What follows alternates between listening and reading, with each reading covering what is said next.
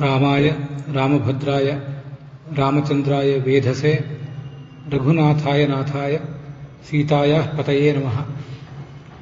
प्रथमो हनुमान् नाम द्वितीयो भीम एव च पूर्णप्रज्ञस्तृतीयस्तु भगवत्कार्यसाधकः।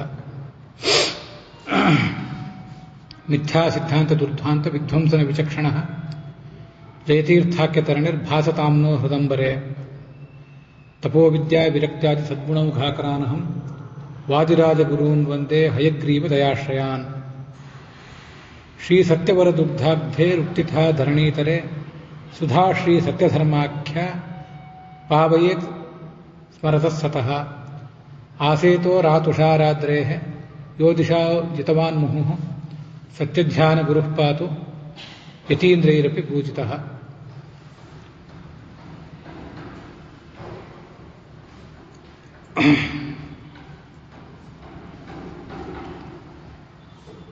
तपस्वाध्यायनिरतं तपस्वी वाग्विदाम्बरं नारदं परिपृच्छ्च वाल्मीकिर्मुनिपुङ्गवम्। कूजन्तं राम रामेति मधुरं मधुराक्षरम् आरुह्य कविताशाखां वन्दे वाल्मीकिकोकिलम्। ಪರಾಭವ ಸಂವತ್ಸರದ ಈ ನೂತನ ಕಾಲದಲ್ಲಿ ರಾಮನ ಉತ್ಸವ ನಡೆದಿರುವಂತಹ ಒಂದು ಪವಿತ್ರ ಸಂದರ್ಭದಲ್ಲಿ ರಾಮಾಯಣದ ಸುಂದರಕಾಂಡದ ಮುಂದುವರೆದ ಭಾಗವನ್ನು ನಾವಿವತ್ತು ಶ್ರವಣ ಮಾಡಲಿಕ್ಕೆ ಉಪಸ್ಥಿತರಿದ್ದೇವೆ. ಈಗಾಗಲೇ ರಾಮಾಯಣ ಸುಂದರಕಾಂಡದ ಹಿಂದಿನ ಭಾಗವನ್ನು ತಾವೆಲ್ಲ ಕೇಳೇ ಇದ್ದೀರಿ. ಸುಂದರಕಾಂಡ ಅಂತನ್ನುವುದು ರಾಮಾಯಣದ ಒಂದು ಸಾರ ಭಾಗ. ಅದಕ್ಕೆ ಕಾವ್ಯದ ದೃಷ್ಟಿಯಿಂದಲೂ ಅಧ್ಯಾತ್ಮದ ದೃಷ್ಟಿಯಿಂದಲೂ ತುಂಬ ಸುಂದರವಾದಂತಹ ಭಾಗ. ಸುಂದರನಾದ ರಾಮನ ಬಗ್ಗೆ, ಸುಂದರಿಯಾದ ಸೀತೆಯ ಬಗ್ಗೆ ಮತ್ತು ಅವರಿಬ್ಬರ ದಾಸನಾದಂತಹ ಸುಂದರನಾದ ಹನುಮಂತ ಮಾಡಿದ ಸೇವಾ ಏನಿದೆ ಅದರ ಕುರಿತಾದಂತಹ ಸುಂದರವಾದ ವರ್ಣನ ಇದೆ. ಎಲ್ಲ ದೃಷ್ಟಿಯಿಂದಲೂ, ಕಾವ್ಯದ ಗುಣಗಳ ದೃಷ್ಟಿಯಿಂದಲೂ ಮತ್ತೆ ಅಧ್ಯಾತ್ಮದ ದೃಷ್ಟಿಯಿಂದಲೂ ತುಂಬ ಸುಂದರವಾದಂತಹ ಒಂದು ಕಾಲ, ಒಂದು ಕಾವ್ಯ, ಒಂದು ಭಾಗ ಇದು ಈ ಸುಂದರಕಾಂಡ ಅಂತ ನಾವು.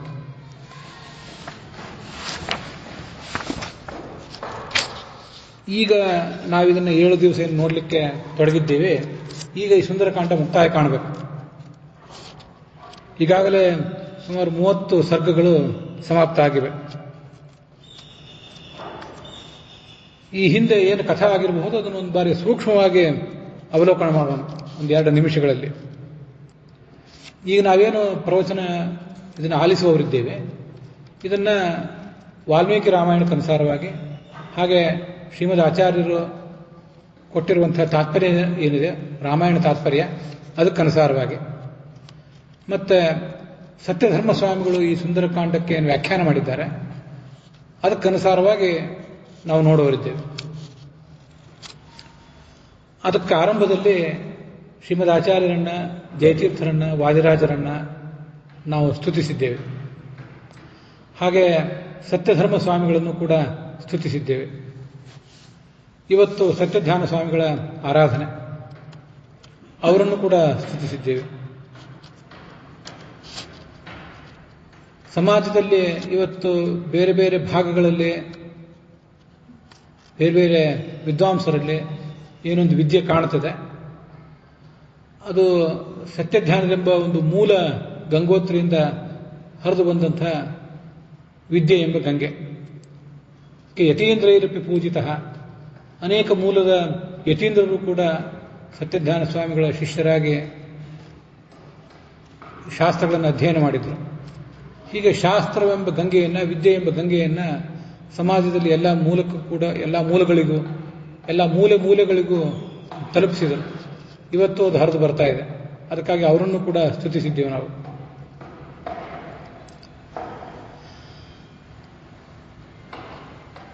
ಭಗವಂತ ರಾಮನನ್ನ ನಮಸ್ಕರಿಸಿ ಈ ಹನುಮಂತ ಆ ಮಹೇಂದ್ರ ಪರ್ವತದಿಂದ ಆಕಾಶಕ್ಕೆ ಹಾರಿದ. ಆಗ ಮಾರ್ಗ ಮಧ್ಯದಲ್ಲಿ ಅನೇಕ ವಿಘ್ನಗಳು ಅವನಿಗೆ ಕಂಡವು. ಎದುರಾದವು. ಆದರೆ ಆ ವಿಘ್ನಗಳನ್ನೆಲ್ಲ ಮೆಟ್ಟಿ ನಿಂತು ಮುಂದೆ ಆ ಲಂಕೆಗೆ ಬಂದ. ಅಲ್ಲ, ಲಂಕೆಯ ಅಧಿದೇವತೆ ಒಬ್ಬಳಿದ್ದಳು, ಅವಳನ್ನು ಸದೆ ಪಡೆದ. ಮತ್ತೆ ಅವಳ ಅನುಮತಿಯನ್ನೇ ಪಡ್ಕೊಂಡು ಪಿಷ್ಟಾಂ ತಯ ಅನುಮತಯೇವ ವಿವೇಶ ಲಂಕಾಂ, ಅವಳ ಅನುಮತಿಯನ್ನೇ ಪಡ್ಕೊಂಡು ಲಂಕೆಯೊಳಗೆ ಪ್ರವೇಶ ಮಾಡಿದ. ಲಂಕೆಯ ಒಳಗೆ ಹೊರಗೆ ಎಲ್ಲ ಕಡೆ ಹುಡುಕಾಡಿದ. ಅಶೋಕವನದಲ್ಲಿ ಒಂದು ಶಿಂಶಪಾ ವೃಕ್ಷ, ಅದರ ಬುಡದಲ್ಲಿ ಸೀತೆ ಕೂತ್ಕೊಂಡಿದ್ಲು, ಅವಳನ್ನು ನೋಡಿದ ಅಂತ ಈ ಹಿಂದೆ ನಡೆದಂಥ ಕಥೆ. ವಾಲ್ಮೀಕಿ ರಾಮಾಯಣಕ್ಕೆ ವ್ಯಾಖ್ಯಾನ ಮಾಡಿದಂತಹ ಅನೇಕ ಜನ ವ್ಯಾಖ್ಯಾನಕಾರರು ಎಲ್ಲರೂ ಒಂದು ಸಂಗತಿಯನ್ನು ಒಪ್ತಾರೆ. ಶ್ರೀಮದ್ ಆಚಾರ್ಯರಂತೂ ಹೇಳೇ ಇದ್ದಾರೆ, ಇದು ಕೇವಲ ಕಥೆ ಅಲ್ಲ, ಇದರಿಂದ ಒಂದು ಅಧ್ಯಾತ್ಮ ಇದೆ. ಅದೇನೆಂದರೆ, ಹನುಮಂತ ಮಹೇಂದ್ರ ಪರ್ವತವನ್ನು ಹತ್ತಿ ನಿಂತು ಸಾಗರವನ್ನು ದಾಟಿದ. ಅಲ್ಲಿಂದ ಮುಂದೆ ಲಂಕೆಗೆ ಬಂದ. ಅಲ್ಲಿ ಸೀತೆಯನ್ನು ನೋಡಿದ್ನಲ್ಲ, ಅದು ಒಂದು ಪರಮಾರ್ಥಕ್ಕೆ ಸಂಕೇತ. ಅದನ್ನು ನಾವು ನೆನಪಿಸ್ಕೋಬೇಕು. ಅದೇನು ಪರಮಾರ್ಥ ಅಂದರೆ, ಸೀತೆ ಅಂದರೆ ವೇದವಿದ್ಯೆ ಅಭಿಮಾನಿನಿ, ವಾಕ್ ಮತ್ತು ಮನಸ್ಸಿನ ದೇವತೆಗಳು. ವೇದಾಭಿಮಾನಿನಿ ದೇವತಾ ಸ್ತ್ರೀಯರಲ್ಲೇ ಅತ್ಯುನ್ನತಳಾದವಳು, ಅದು ನಮ್ಗೆ ಗೊತ್ತಿದೆ. ಮಹೇಂದ್ರ ಪರ್ವತವೆಂಬ ಎತ್ತರದ ಪ್ರದೇಶವನ್ನು ಏರಿ ಹನುಮಂತ ಸಾಗರವನ್ನು ದಾಟುವಾಗ ಅನೇಕ ವಿಘ್ನಗಳನ್ನು ಎದುರಿಸಿ ಅವುಗಳನ್ನೆಲ್ಲ ಮೆಟ್ಟಿ ನಿಂತು ಸೀತೆಯನ್ನು ಸಂದರ್ಶಿಸುವುದು ಅಂದರೆ ಏನರ್ಥ? ಒಬ್ಬ ಸಾಧಕ ಅನೇಕ ವಿಘ್ನಗಳನ್ನು ಎದುರಿಸಿ ಶಾಸ್ತ್ರವೆಂಬ ವಿದ್ಯಾ ಎಂಬ ಒಂದು ಸಂಪತ್ತನ್ನು ಕಾಣುವುದು ಅಂತ ಅರ್ಥ. ನಮ್ಮನ್ನು ಭಗವಂತ ಈ ಜಗತ್ತಿಗೆ ಕಳಿಸಿದ್ದಾನೆ. ತನುಭೃತ್ ಸ್ವಭಾವ ಸಂಭೂತಯೇ ಅಂತ ಮಹಾಭಾರತ ತಾತ್ಪರ್ಯ ನಿರ್ಣಯದಲ್ಲಿ ಅದನ್ನು ವರ್ಣನೆ ಮಾಡ್ತಾರೆ. ನಮ್ಮೆಲ್ಲರ ವ್ಯಕ್ತಿತ್ವದ ವಿಕಾಸ ಆಗಬೇಕು. ವ್ಯಕ್ತಿತ್ವದ ವಿಕಾಸ ಆಗುವುದಕ್ಕಾಗಿ ಭಗವಂತ ನಮ್ಮನ್ನ ಈ ಜಗತ್ತಿಗೆ ಕಳಿಸಿದ್ದಾನೆ.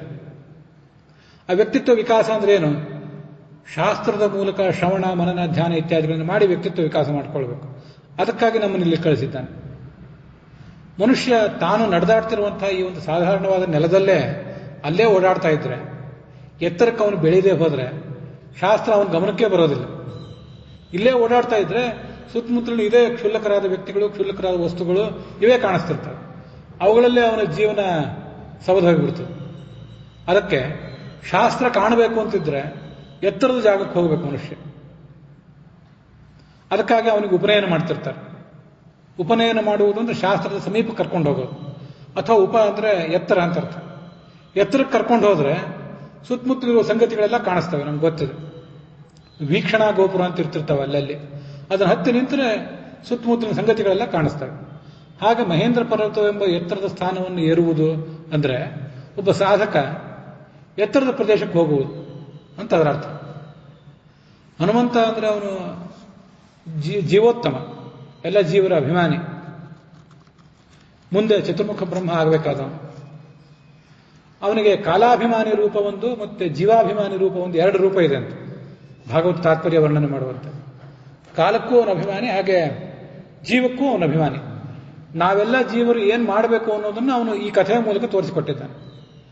ಕೇವಲ ಕಥೆಯನ್ನು ಕೇಳಿ ತೃಪ್ತರಾಗುವುದಕ್ಕಿಂತ ಕಥೆಯ ಹಿಂದಿನ ಪರಮಾರ್ಥವನ್ನು ನಾವು ಅರಿತುಕೊಂಡ್ರೆ ನಮ್ಮ ಜೀವಮಾನದಲ್ಲಿ ನಾವು ಅದನ್ನು ಹೇಗೆ ಅಳವಡಿಸ್ಕೊಳ್ಬೇಕು. ನಮ್ಮೆಲ್ಲರ ಜೀವಮಾನದಲ್ಲಿ ಮಹೇಂದ್ರ ಪರ್ವತವನ್ನೇರಿ ಸಮುದ್ರವನ್ನು ದಾಟಿ ನಡುವಿರುವ ರಾಕ್ಷಸರನ್ನ ಸದೆ ಬಡಿದು ಸೀತೆಯನ್ನು ನೋಡುವ ಸಂದರ್ಭ ಏನು ಬರೋದಿಲ್ವಲ್ಲ. ಲಂಕೆಗೆ ಬೆಂಕಿ ಇಡುವ ಪ್ರಸಂಗವೂ ನಮಗೇನು ಬರೋದಿಲ್ಲ. ಆದರೆ ನಮ್ಮೆಲ್ಲರ ಜೀವನದಲ್ಲೂ ತಪ್ಪದೇ ಬರುವ ಪ್ರಸಂಗ, ನಾವು ಏರಲೇಬೇಕಾದ ಎತ್ತರ ಅಂದರೆ ಶಾಸ್ತ್ರದ ಎತ್ತರ ಅಂತ ಒಂದು ಪ್ರಯತ್ನದ ಎತ್ತರ. ಅದನ್ನು ಏರಿ ಹೋಗಬೇಕು. ನಡುವೆ ಬರುವ ಸಾಗರ ಏನಿದೆಯಲ್ಲ, ಸಾಗರ ಅಂದ್ರೆ ಅದು ಸಂಸಾರವೆಂಬ ಸಾಗರ. ಅದರಲ್ಲಿ ಎಷ್ಟೆಷ್ಟು ಹಾವು, ಮೊಸಳೆ, ಏನೇನು ಕಷ್ಟ ಇರ್ತವೆ ಅನ್ನೋದು ಎಲ್ಲರಿಗೂ ಗೊತ್ತಿದ್ದೇ ಇದೆ. ಅದನ್ನು ದಾಟಬೇಕು. ಅದನ್ನು ದಾಟಿ ಆ ಸೀತೆಯನ್ನು ಕಾಣುವುದು ಅಂದರೆ ಶಾಸ್ತ್ರವೆಂಬ ಸೀತೆಯನ್ನು ಕಾಣುವುದು ಅಂತ ಅರ್ಥ. ವಿದ್ಯಾ ಎಂಬ ಸೀತೆಯನ್ನು ಕಾಣುವುದು ಅಂತ ಅದರ ತಾತ್ಪರ್ಯ. ಈಗ ಅದನ್ನು ಶಾಸ್ತ್ರದಲ್ಲಿ ವರ್ಣನೆ ಮಾಡ್ತಾರೆ. ಕೇವಲ ಆಚಾರ್ಯರು ಮಾತ್ರ ಅಲ್ಲ, ಆಚಾರ್ಯರಂತೂ ಎಲ್ಲ ಕಡೆನೂ ಪರಮಾರ್ಥವನ್ನು ಕಾಣಬೇಕು ಅಂತ ಸಂದೇಶ ಕೊಟ್ಟೇ ಇದ್ದಾರೆ. ಉಳಿದ ಅನೇಕ ಜನ ವ್ಯಾಖ್ಯಾನಕಾರರು ಕೂಡ ಹೀಗೆ ವ್ಯಾಖ್ಯಾನ ಮಾಡಿದ್ದಾರೆ. ಈ ಹಿನ್ನೆಲೆಯನ್ನು ಯಾಕೆ ಹೇಳಿದೆ ಅಂದರೆ, ಹನುಮಂತ ಅಲ್ಲಿಗೆ ಬಂದು ಸೀತೆಯನ್ನು ಕಂಡನಲ್ಲ, ಅದು ವೇದ ವಿದ್ಯೆಯನ್ನು ಕಂಡಂತಾಯಿತು.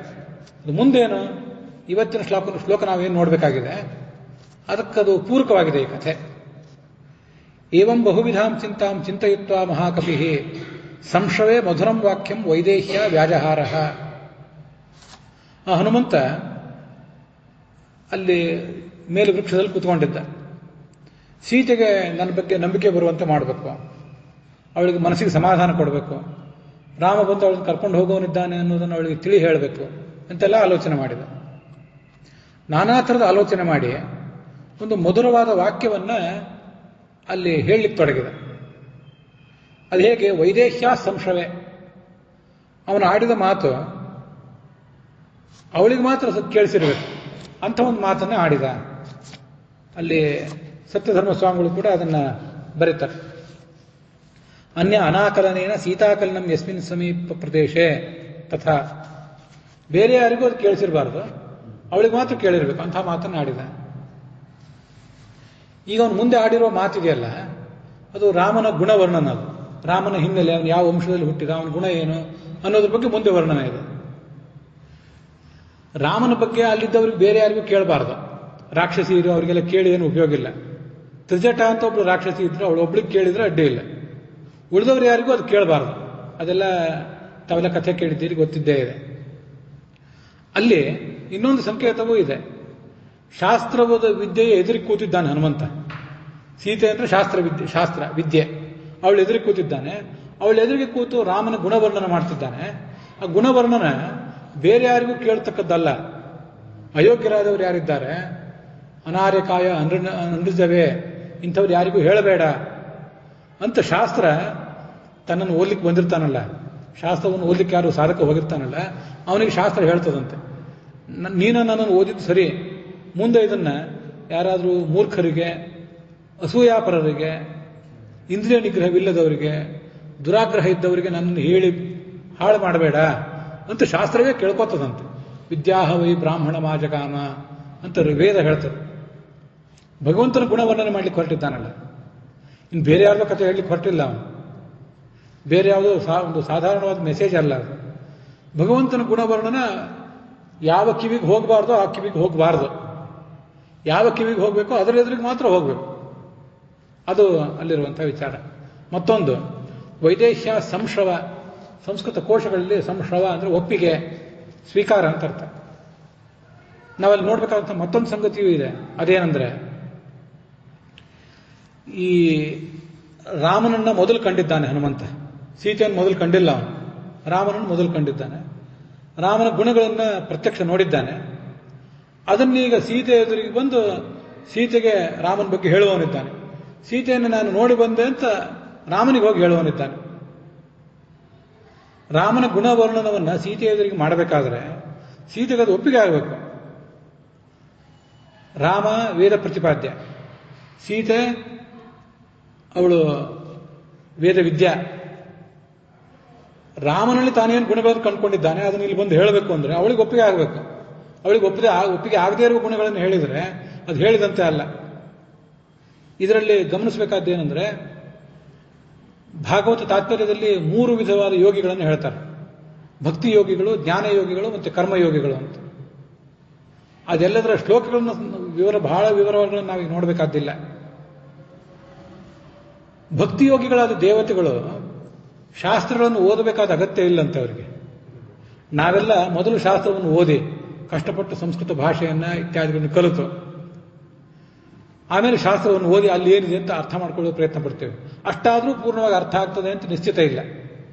ದೇವತೆಗಳದ್ದು ಹಾಗಲ್ಲ. ಭಗವದ್ಗುಣಾನುಸಾರೇಣ ವೇದಾರ್ಥೋ ನೀಯತೆ ಹಿ.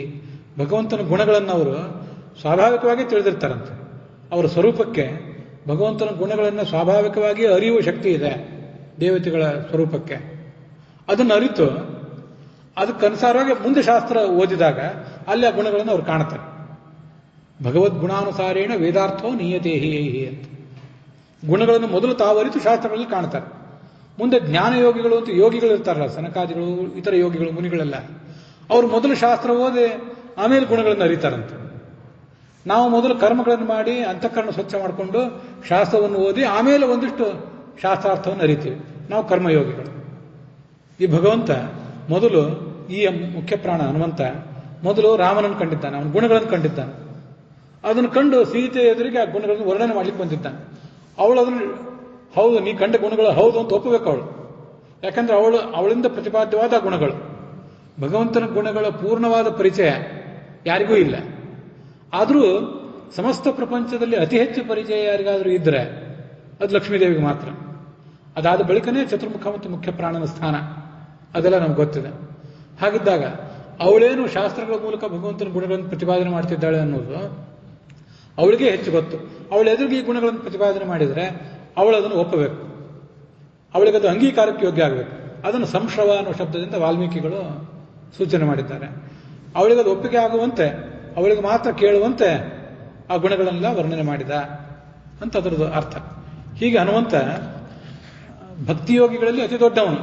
ಎಲ್ಲ ದೇವತೆಗಳು ಭಕ್ತಿಯೋಗಿಗಳೇ, ಆದರೆ ಆ ಭಕ್ತಿಯೋಗಿಗಳಾದ ಎಲ್ಲ ದೇವತೆಗಳಲ್ಲಿಯೂ ಅತಿ ಹಿರಿಯ ಅನ್ನೋದನ್ನ ತೋರಿಸ್ತಿರ್ತಾರೆ. ಅದನ್ನು ನಾವಿಲ್ಲಿ ಗಮನಿಸಬೇಕು. ರಾಮನ ಕಥೆಯನ್ನು ಹೇಳಿಕ್ ತೊಡಗಿದ. ದಶರಥ ಅಂತ ಒಬ್ಬ ರಾಜ ಇದ್ದ, ಅವನು ಏನೇನು ಸಂಪತ್ತಿತ್ತು ಅದನ್ನೆಲ್ಲ ವರ್ಣನೆ ಮಾಡಿದ. ಇಂದ್ರನಂತೆ ಇದ್ದ, ಅವನಿಗೆ ರಾಮ ಅಂತ ಒಬ್ಬ ಅತ್ಯಂತ ಪ್ರಿಯನಾದ ಪುತ್ರ, ಅವನು ದೊಡ್ಡ ಧನುರ್ಧಾರಿ ಅಂತ ಅವನ ಗುಣಗಳನ್ನೆಲ್ಲ ವರ್ಣನೆ ಮಾಡಿದ.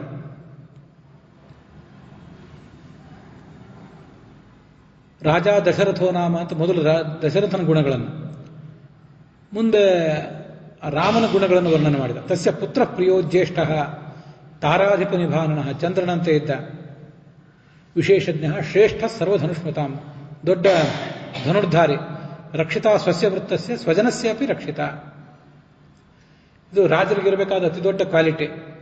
ತನ್ನ ವ್ಯಕ್ತಿತ್ವವನ್ನು, ತನ್ನ ಚಾರಿತ್ರ್ಯವನ್ನು ರಕ್ಷಿಸಿಕೊಂಡಿರುವಂಥವನು. ತನ್ನನ್ನು ನಂಬಿ ಯಾರು ಬಂದಿದ್ದಾರೆ ಅವರನ್ನು ರಕ್ಷಿಸ್ತಾನೆ. ಹೀಗೆಲ್ಲ ಅದರ ಅರ್ಥಗಳಿವೆ. ಅವನು ಸತ್ಯ ಪ್ರತಿಜ್ಞ, ತಂದೆಯ ಮಾತಿನಂತೆ ಅರಣ್ಯಕ್ಕೆ ಬಂದ.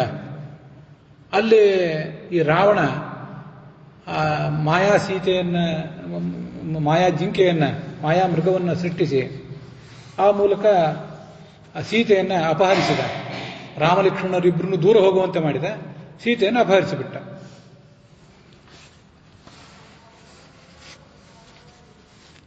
ಮುಂದೆ ಸೀತೆಯನ್ನು ಹುಡುಕ್ತಾ ಅವನು ಸುಗ್ರೀವನ ಬಳಿಗೆ ಬಂದ. ಸುಗ್ರೀವನಿಗೂ ಅವನಿಗೆ ಸಖ್ಯ ಆಯಿತು.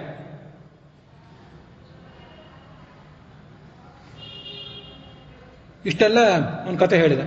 ವಿರರಾಮ ಏವ ಮುಕ್ತವಾಸವು ವಾಚಂ ವಾನರ ಪುಂಗವ. ಇಷ್ಟೆಲ್ಲ ಇವನ ಕಥೆ ಹೇಳಿದ ಕೂಡಲೇ ಅವಳಿಗೆ ಆಶ್ಚರ್ಯ ಆಯಿತು ಸೀತೆಗೆ. ಯಾರು ಇವನು, ಈ ಕಥೆಯನ್ನು ಹೇಳ್ತಿರುವವನು ಯಾರು ಅಂತ ಅವಳಿಗೆ ಆಶ್ಚರ್ಯ ಆಯಿತು. ಶಿಂಶಪಾ ವೃಕ್ಷದ ಕಡೆಗೆ ನೋಡಿದ್ಲು, ಹನುಮಂತನ ನೋಡಿದ್ಲು, ಒಂದು ಆನಂದ ಆಯಿತು. ತಮ್ಮ ಅಚಿಂತ್ಯ ಬುದ್ಧಿಂ ನಿರೀಕ್ಷಮಾಣ, ತಮ್ಮ ಅಚಿಂತ್ಯ ಬುದ್ಧಿಂ. ಅವನ ಬುದ್ಧಿ ಅಂಥದ್ದು ಯಾರಿಗೂ ಸಾಮಾನ್ಯರಿಗೂ ನಿಲುಕುವಂಥ ಬುದ್ಧಿನೇ ಅಲ್ಲ ಹನುಮಂತನ. ಅಂಥ ಅದ್ಭುತವಾದ ವ್ಯಕ್ತಿತ್ವ ಅವನನ್ನು ಅವಳು ನೋಡಿದ್ಲು. ಅಲ್ಲಿ ಬೇರೆ ಯಾರಿಗೂ ರಾಕ್ಷಸಿಯರಿಗೆ ಕಾಣದಿರುವಂತೆ ರೆಂಬೆಯ ಮರೆಯಲ್ಲಿ ಅಡಗಿಕೊಂಡಿದ್ದ ಅವನು. ಅವನ ವರ್ಣ ಹೇಗಿತ್ತು? ವಿದ್ಯುತ್ ಸಂಘಾತ ಪಿಂಗಲಂ, ಮಿಂಚಿನಂತೆ ಅವನ ಮೈಬಣ್ಣ. ಬರೀ ಒಂದು ಮಿಂಚಲ್ಲ, ಅನೇಕಾನೇಕ ಮಿಂಚುಗಳು ಒಮ್ಮೆಲೆ ಮೊಳಗಿದ್ರೆ ಹೇಗಿರ್ಬೇಕೋ ಹಾಗಿರ್ಬೇಕು, ಅಂಥ ಮೈಬಣ್ಣ. ವೇಷ್ಟಿತಾರ್ಜುನ ವಸ್ತ್ರಂ, ಸ್ವಚ್ಛವಾದ ಬಿಳಿಯ ವಸ್ತ್ರವನ್ನ ಉಟ್ಟಿಕೊಂಡಿದ್ದ. ಆ ಕಪಿಯನ್ನ ನೋಡಿದ. ಅವನ ಕಣ್ಣು ಚಿನ್ನದಂತೆ ಕಂಗೊಳಿಸ್ತಾ ಇದ್ದವು. ಅವಳಿಗೆ ಆಶ್ಚರ್ಯ, ಯಾವುದೋ ಒಂದು ಪ್ರಾಣಿ ಕಾಣಿಸ್ತಾ ಇದೆಯಲ್ಲ, ಅದ್ಭುತವಾದ ಪ್ರಾಣಿ ಇದು. ಇದು ತೇಜಸ್ಸನ್ನ ನೋಡ್ಲಿಕ್ಕೂ ಸಾಧ್ಯ ಇಲ್ಲ, ಅಸಾಧ್ಯವಾಗಿದೆಯಲ್ಲ ಅಂತ ಆಲೋಚನೆ ಮಾಡಿ ದುಃಖ ಬಂತು. ಮತ್ತೆ ರಾಮನನ್ನ ಲಕ್ಷ್ಮಣನನ್ನ ನೆನಪು ಮಾಡಿಕೊಂಡು ಅವಳು ಅತ್ತಳು. ನನಗೇನಾದ್ರು ಸ್ವಪ್ನ ಬಿದ್ದಿದೆಯಾ ಅಂತ ಆಲೋಚನೆ ಮಾಡಿದ್ಲು. ಒಂದ್ ಕಡೆ ಒಂದ್ಸರಿ ಹನುಮಂತನ ಕಡೆ ನೋಡಿದ್ಲು, ಒಂದ್ಸರಿ ತಾನು ಎಚ್ಚರದಲ್ಲಿದ್ದೇನ ಅದನ್ನ ಆಲೋಚನೆ ಮಾಡಿದ್ಲು. ಯಾಕಂದ್ರೆ ಕನಸಿನಲ್ಲಿ ಕಾಣ್ತಿದ್ದೀನಿ ಅಂತ ಇನ್ನೂ ಅವಳಿಗೊಂದು ಆಲೋಚನೆ, ಅದನ್ನೆಲ್ಲ ನೋಡಿದ್ಲು. ವಾನರಸ್ಯ ಕಪೇಹೇ ಇತ್ತಂ ಸ್ವಭಾವಂ ಬಲಂ, ಇಂಥ ಬಲ ಇದಕ್ಕೆ ಬಂದಿದೆಯಲ್ಲ, ಇದೇನೋ ಮಾಯನ ಅಂತೆಲ್ಲ ಅವಳಿಗೆ ಆಶ್ಚರ್ಯ. ಸ್ವಪ್ನಗಳನ್ನು ಬಲ್ಲವರು, ಸ್ವಪ್ನದ ಶಕುನವನ್ನು ಬಲ್ಲವರು ಸ್ವಪ್ನದಲ್ಲಿ ಕಪಿ ಕಾಣಬಾರದು ಅಂತ ಹೇಳ್ತಿರ್ತಾರೆ. ಕಪಿ ಕಂಡುಬಿಟ್ಟಿದೆ ಅಂತ ಒಂದ್ಸರಿ ಭಯ ಆಯ್ತು ಅವಳಿಗೆ. ಗತಾಸು ಕಲ್ಪೇವ ಬಹುವ ಸೀತಾ, ಒಂದ್ಸರಿ ಎಚ್ಚರವೇ ತಪ್ಪಿ ಬಿದ್ಲು. ಇಂಥ ಒಂದು ದುಸ್ವಪ್ನ ಬಿದ್ದಿದೆ, ಅದರಲ್ಲಿ ಕಪಿ ಕಂಡಿದೆ, ಇದರಿಂದ ಯಾರಿಗೂ ಅನಿಷ್ಟ ಆಗದೇ ಇರಲಿ, ಲಕ್ಷ್ಮಣ ಸಮೇತನಾದ ರಾಮನಿಗೆ ಮಂಗಳ ಆಗಲಿ, ನನ್ನ ತಂದೆ ಜನಕ ಮಹಾರಾಜ ಅವನಿಗೂ ಮಂಗಳ ಆಗಲಿ ಅಂತೆಲ್ಲ ಅನ್ಕೊಂಡ್ರು. ಸ್ವಸ್ಯಸ್ತು ರಾಮಾಯ ಸಲಕ್ಷ್ಮಣಾಯ ತಥಾ ಪಿತುರ್ಮೇ ಜನಕಸ್ಯ ರಾಜ್ಞ, ಎಲ್ಲರಿಗೂ ಮಂಗಳ ಆಗಲಿ ಅಂತ ಆಶಂಸನೆ ಮಾಡಿದ್ದು.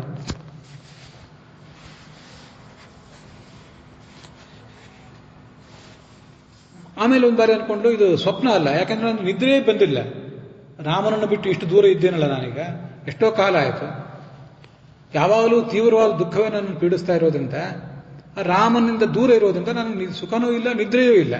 ನಿದ್ರೆ ಬಂದ್ರಲ್ಲ ಸ್ವಪ್ನ ಬೀಳಬೇಕು, ಹಾಗೆ ಕೂತ್ಕೊಂಡ್ರೆ ಅಲ್ಲಿ ನಿದ್ರೆ ಎಲ್ಲಿಂದ ಬರಬೇಕು, ಕೂತವ್ರಿಗೆ ನಿದ್ರೆ ಎಲ್ಲಿಂದ ಬರ್ತದೆ, ಕನಸೆಲ್ಲಿಂದ ಬೀಳಬೇಕು. ಯಾವಾಗಲೂ ನಾನು ರಾಮನ ಮಂತ್ರವನ್ನು ಜಪ ಮಾಡ್ತಿದ್ದೇನೆ, ಅದರಿಂದಾಗಿ ರಾಮನ ಕಥೆ ನನಗೆ ಕೇಳಿ ಬಂದಿರಬಹುದು, ಕಥೆಯ ಅರ್ಥವನ್ನೇ ನೋಡ್ತಿದ್ದೇನೆ. ಪ್ರಾಯ ಯಾರೋ ರಾಮನ ಕಥೆಯನ್ನೇ ಹೇಳ್ತಿದ್ದಾರೆ ಅಂತ ನನಗೆ ಭ್ರಾಂತಿ ಆಗಿರ್ಬೋದು. ಕಪಿ ಏನು ಅದನ್ನು ಹೇಳಲಿಕ್ಕಿಲ್ಲ, ಕಪಿ ರಾಮನ ಕಥೆ ಹೇಳುವುದು ಅಂದ್ರೆ ಏನು, ನನಗಿದೊಂದು ಭ್ರಮೆ ಆಗಿರಬೇಕು. ರಾಮನಲ್ಲಿ ನನ್ನ ಪ್ರೇಮ ಲಗ್ನ ಆಗಿರೋದ್ರಿಂದ, ನನಗೆ ಯಾವತ್ತೂ ಅವನನ್ನೇ ಚಿಂತನೆ ಮಾಡ್ತಿರೋದ್ರಿಂದ ಇದೆಲ್ಲ ಮನಸ್ಸಿನ ಭ್ರಮೆಯೇ ಆಗಿರಬೇಕು.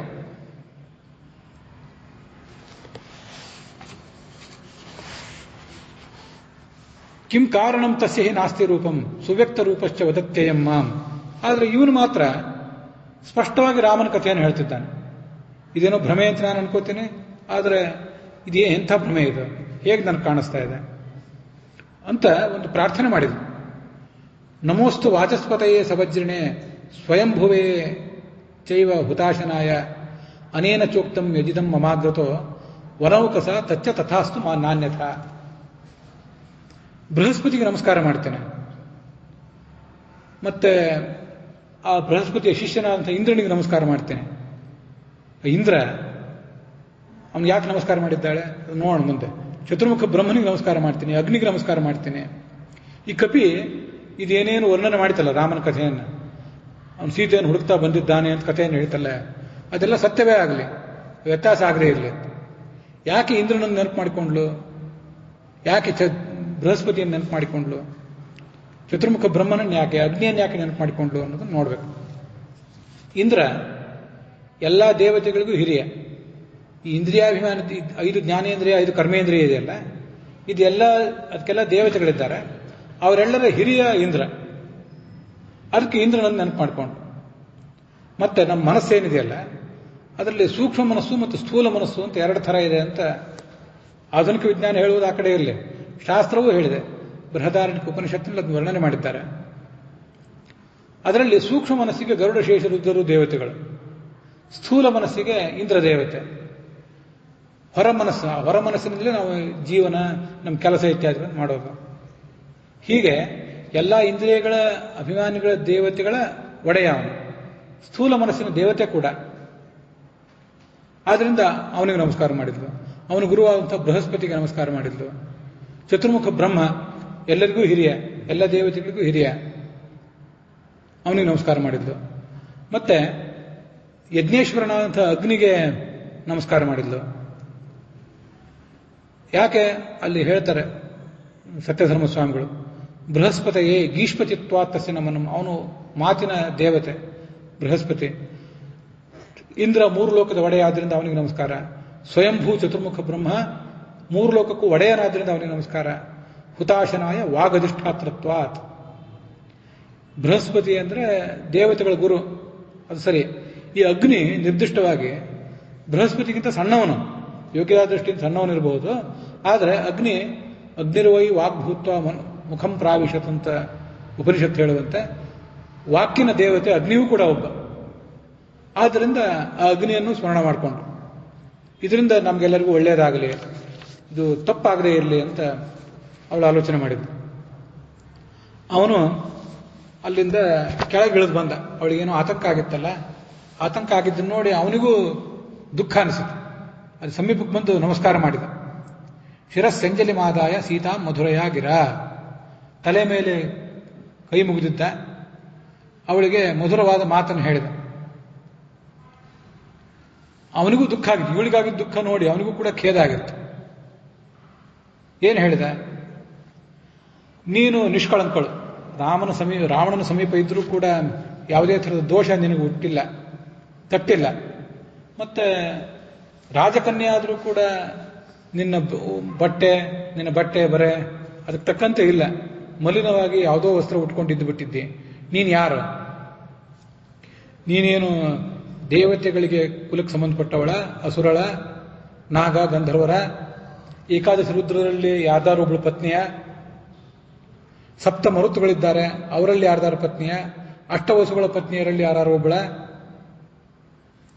ಅಥವಾ ಈ ಚಂದ್ರನ ಪತ್ನಿ ರೋಹಿಣಿ ಅವಳೇನಾದರೂ ಚಂದ್ರನಿಂದ ಹೀನಳಾಗಿ ಇಲ್ಲಿ ಬಂದು ಬಿದ್ದಿದ್ದೀಯಾ?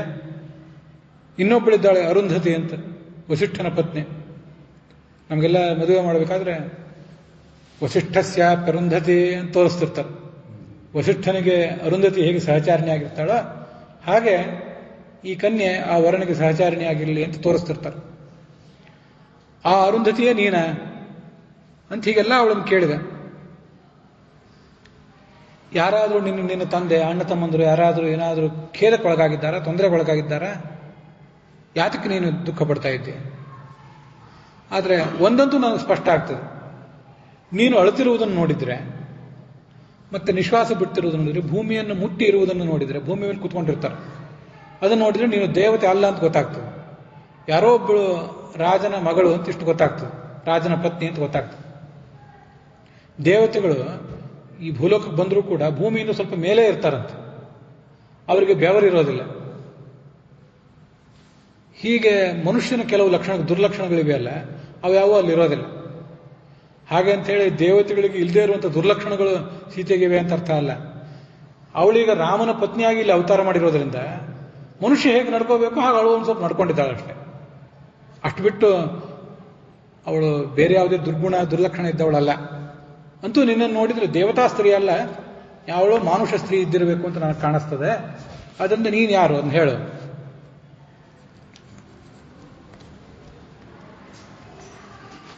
ರಾಜ್ಞ ರಾಮಸ್ಯ ಸಂಜ್ಞಾವಧಾರಣಾತ್, ನೀನು ಆ ರಾಜನ ಪತ್ನಿಯಾಗಲಿಕ್ಕೆ ಯೋಗ್ಯವಾದ ಲಕ್ಷಣಗಳನ್ನು ಹೊಂದಿದ್ದಿ ಅಂತ ಅದಕ್ಕೊಂದರ್ಥ.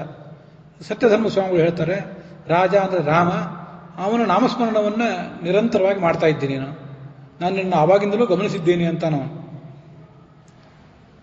ನೀನು ಮಹಿಷಿ ಪಟ್ಟಾಭಿಷಿಕ್ತಳಾಗಿ ಮೆರೆಯಬೇಕಾದಂಥ ರಾಣಿ ನೀನು. ಅದರಿಂದ ಅವ್ರು ಹೇಳ್ತಾರೆ ಸತ್ಯಧರ್ಮ ಸ್ವಾಮಿಗಳು, ಏತೇನ ಹನುಮತಃ ಭವಿಷ್ಯ ಜ್ಞಾನಿತ್ವಂ ಸೂಚಿತಂ. ಮುಂದೆ ರಾಮ ಅಯೋಧ್ಯೆಗೆ ಹೋಗಿ ಪಟ್ಟಾಭಿಷೇಕ ಮಾಡಿಸ್ಕೊಳ್ಳೋನಿದ್ದಾನೆ, ಸೀತೆ ಅವನಿಗೆ ಪತ್ನಿಯಾಗುವಳಿದ್ದಾಳೆ, ಇದೆಲ್ಲ ಹನುಮಂತನಿಗೆ ಗೊತ್ತಿದೆ.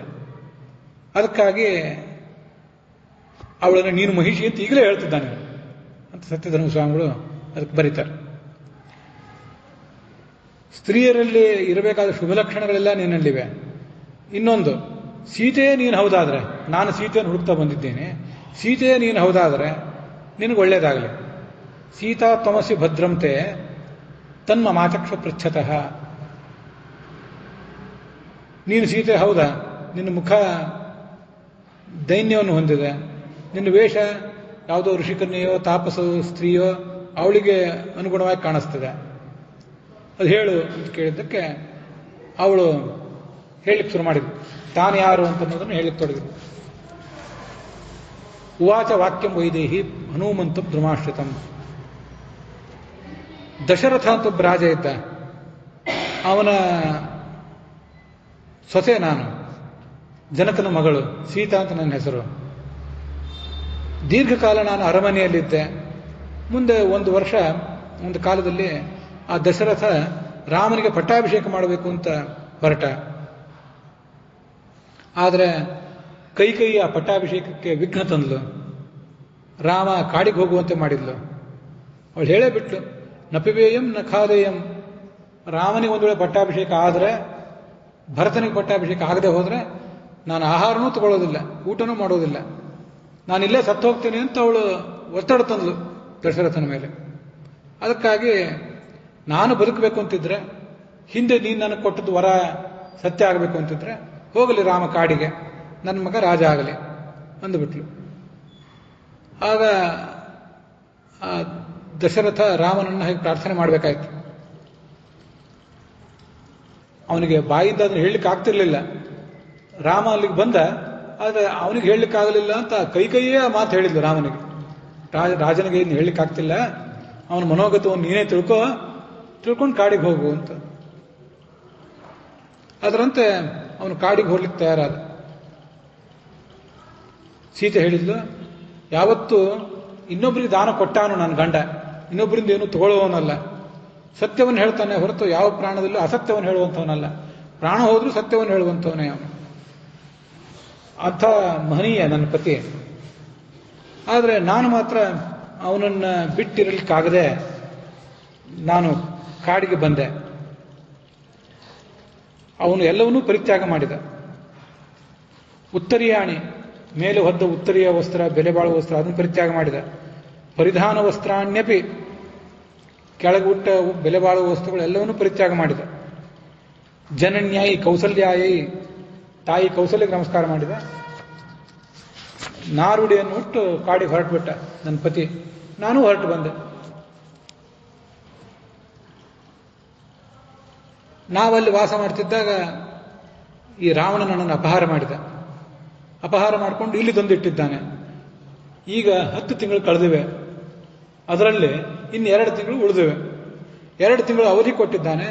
ಆ 2 ತಿಂಗಳ ಅವಧಿ ಮುಗಿದ ಮೇಲೆ ಅವನು ನನ್ನನ್ನು ಕೊಂದು ಹಾಕುವನಿದ್ದಾನೆ. ಅದಾದ್ಮೇಲೆ ನಾನು ದೇಹ ಪರಿತ್ಯಾಗ ಮಾಡುವಳಿದ್ದೇನೆ ಅಂತ ಹೇಳಿದ. ರಾವಣ ಅವಳಿಗೆ ಹೇಳಿದ್ದ, ಪ್ರಾತರಾಶಾಯ, ರಾಕ್ಷಸನಾದಂತಹ ರಾವಣನಿಗೆ ಇವಳು ಬೆಳಗಿನ ಫಲಾಹಾರಕ್ಕೆ, ಬೆಳಗಿನ ಉಪಾಹಾರಕ್ಕೆ ಒಂದು ತುತ್ತು ಹಾಗೆ ಅಂತ ಅವಳನ್ನು ಅವನು ಬೆದರಿಸಿದ್ದ. ಅದನ್ನು ನೆನಪು ಮಾಡಿಕೊಂಡು ಮುಂದೆ ಇವನು ಅವಳಿಗೆ ಸಮಾಧಾನಕರವಾದ ಮಾತುಗಳನ್ನು ಹೇಳಲಿಕ್ಕೆ ತೊಡಗಿದ. ತಸ್ಯಾಸ್ತದ್ವಚನಂ ತ್ವ ಹನುಮಾನ್ ಹರಿಯೂಥಪಃ ಸಾಂತ್ವಂ ಉತ್ತರಂ ಅಬ್ರವೀತ್. ಅವಳಿಗೆ ಸಮಾಧಾನ ಆಗುವಂಥ ಮಾತುಗಳನ್ನು ಹೇಳಿದ. ರಾಮ ಕುಶಲಿಯಾಗಿದ್ದಾನೆ, ನೀನು ಕುಶಲಿಯಾಗಿದ್ದೀಯಾ ಅಂತ ಕೇಳಿದ್ದಾನೆ. ಅವನ ಸಂದೇಶವನ್ನು ತಗೊಂಡು ಅವನ ದೂತನಾಗೇ ನಾನಿಲ್ಲಿ ಬೆಳೆದಿದ್ದೇನೆ. ಅವನು ಬ್ರಹ್ಮಾಸ್ತ್ರವನ್ನೂ ಬಲ್ಲವನು, ಎಲ್ಲ ವೇದಗಳನ್ನು ಬಲ್ಲವನು. ಆ ಲಕ್ಷ್ಮಣ ನಿನಗೆ ತಲೆಬಾಗಿ ತನ್ನ ನಮಸ್ಕಾರವನ್ನು ತಿಳಿಸಿದ್ದಾನೆ ಅಂತೆಲ್ಲ ಹೇಳಿದ. ಪ್ರೀತಿ ಸಂಹೃಷ್ಟ ಸರ್ವಾಂಗಿ, ಅವಳಿಗೆ ತುಂಬ ಸಂತೋಷ ಆಯಿತು. ಸಂಭೃತ ಸಂತೋಷ, ರೋಮಾಂಚನ ಆಯಿತು. ರೋಮಾಂಚಿತ ಸರ್ವಾವಯವ ಅಂತ ಹೇಳ್ತಾರೆ ಸತ್ಯಧರ್ಮ ಸ್ವಾಮಿಗಳನ್ನು. ಕಲ್ಯಾಣಿ ಪದ ಗಾಥೇಯಂ ಲೌಕಿಕಿ ಪ್ರತಿಭಾತಿಮೆ. ಹೌದು, ತುಂಬ ಸುಂದರವಾದ ಮಾತನ್ನು ಹೇಳಿದ್ದೆ ನೀನು. ಮನುಷ್ಯ ಬದುಕಿದ್ರೆ, ಸತ್ಯ ಹೋದ್ರೆ ಮುಂದೆ ಕಲ್ಯಾಣವೂ ಇಲ್ಲ, ಮಂಗಳವೂ ಇಲ್ಲ. ಬದುಕಿದ್ರೆ ಇವತ್ತಿನ ದುಃಖ ಎಲ್ಲ ಕಳೆದು ನಾಳೆ ಒಂದು ದಿವಸ ಏನಾದರೂ ಕಲ್ಯಾಣ ಆಗ್ಬಹುದು ಅಂತ ಜನ ಹೇಳ್ತಿರ್ತಾರೆ. ಅದು ಇವತ್ತು ಸತ್ಯವಾಗಿ ಕಂಡಿದೆ ನನಗೆ. ಏತಿ ಜೀವಂತಮಾನಂದ ನರಂ ವರ್ಷ ಶತಾದಪಿ. ಆದ್ರಿಂದ ಆ ರಾಮ ಲಕ್ಷ್ಮಣ ಇಬ್ಬರು ಕೂಡ ಇಲ್ಲಿಗೆ ಬರ್ತಾರೆ, ಅವರ ಭೇಟಿ ನನಗಾಗ್ತದೆ ಅಂತ ನನಗೊಂದು ವಿಶ್ವಾಸ ಬಂದಿದೆ ಅಂತ ಹೇಳಿದ್ರು. ಅದಾದ್ಮೇಲೆ ಇವನು ಇನ್ನೂ ಸ್ವಲ್ಪ ಅವಳ ಸಮೀಪಕ್ಕೆ ಹೋದ. ಅವಳಿಗೆ ಮತ್ತೆ ಭಯ ಆಯಿತು. ಸೀತಾಯ ಶೋಕದೀನಾಯ ಸಮೀಪಮುಪಚಕ್ರಮೆ ಯಥಾ ಯಥಾ ಸಮೀಪಂ ಸ ಹನುಮಾನ್ ಉಪಸರ್ಪತಿ. ಆವಾಗಳು ರಾವಣನೇ ಬಂದಿರಬೇಕು ಅಂತ ಮತ್ತಷ್ಟು ಆತಂಕ ಆಯ್ತು ಅವಳಿಗೆ. ಹಿಂದೆ ನೀನು ಯಾವುದೋ ಬೈರಾಗಿಯ ರೂಪ ತಾಳಿ ನನ್ನನ್ನು ಅಪಹಾರ ಮಾಡಿದ್ದೆ, ಮತ್ತೀಗ ಯಾವುದೋ ಕಪಿಯ ರೂಪವನ್ನು ತಾಳಿ ನನಗೆ ತೊಂದರೆ ಕೊಡ್ಲಿಕ್ಕೆ ಬಂದಿದ್ದೆ ಅಂತ ಮತ್ತೆ ಅವನನ್ನು ಧಿಕ್ಕರಿಸಿದ್ಲು. ಆ ಕಪಿಯನ್ನು ಧಿಕ್ಕರಿಸಿದ್ಲು. ಅವಂದತ ಮಹಾಬಾಹು ತಾಂ ತಥಾ ಜನಕಾತ್ಮಜಾನ್. ಇವನು ಅವಳಿಗೆ ನಮಸ್ಕಾರ ಮಾಡಿದ.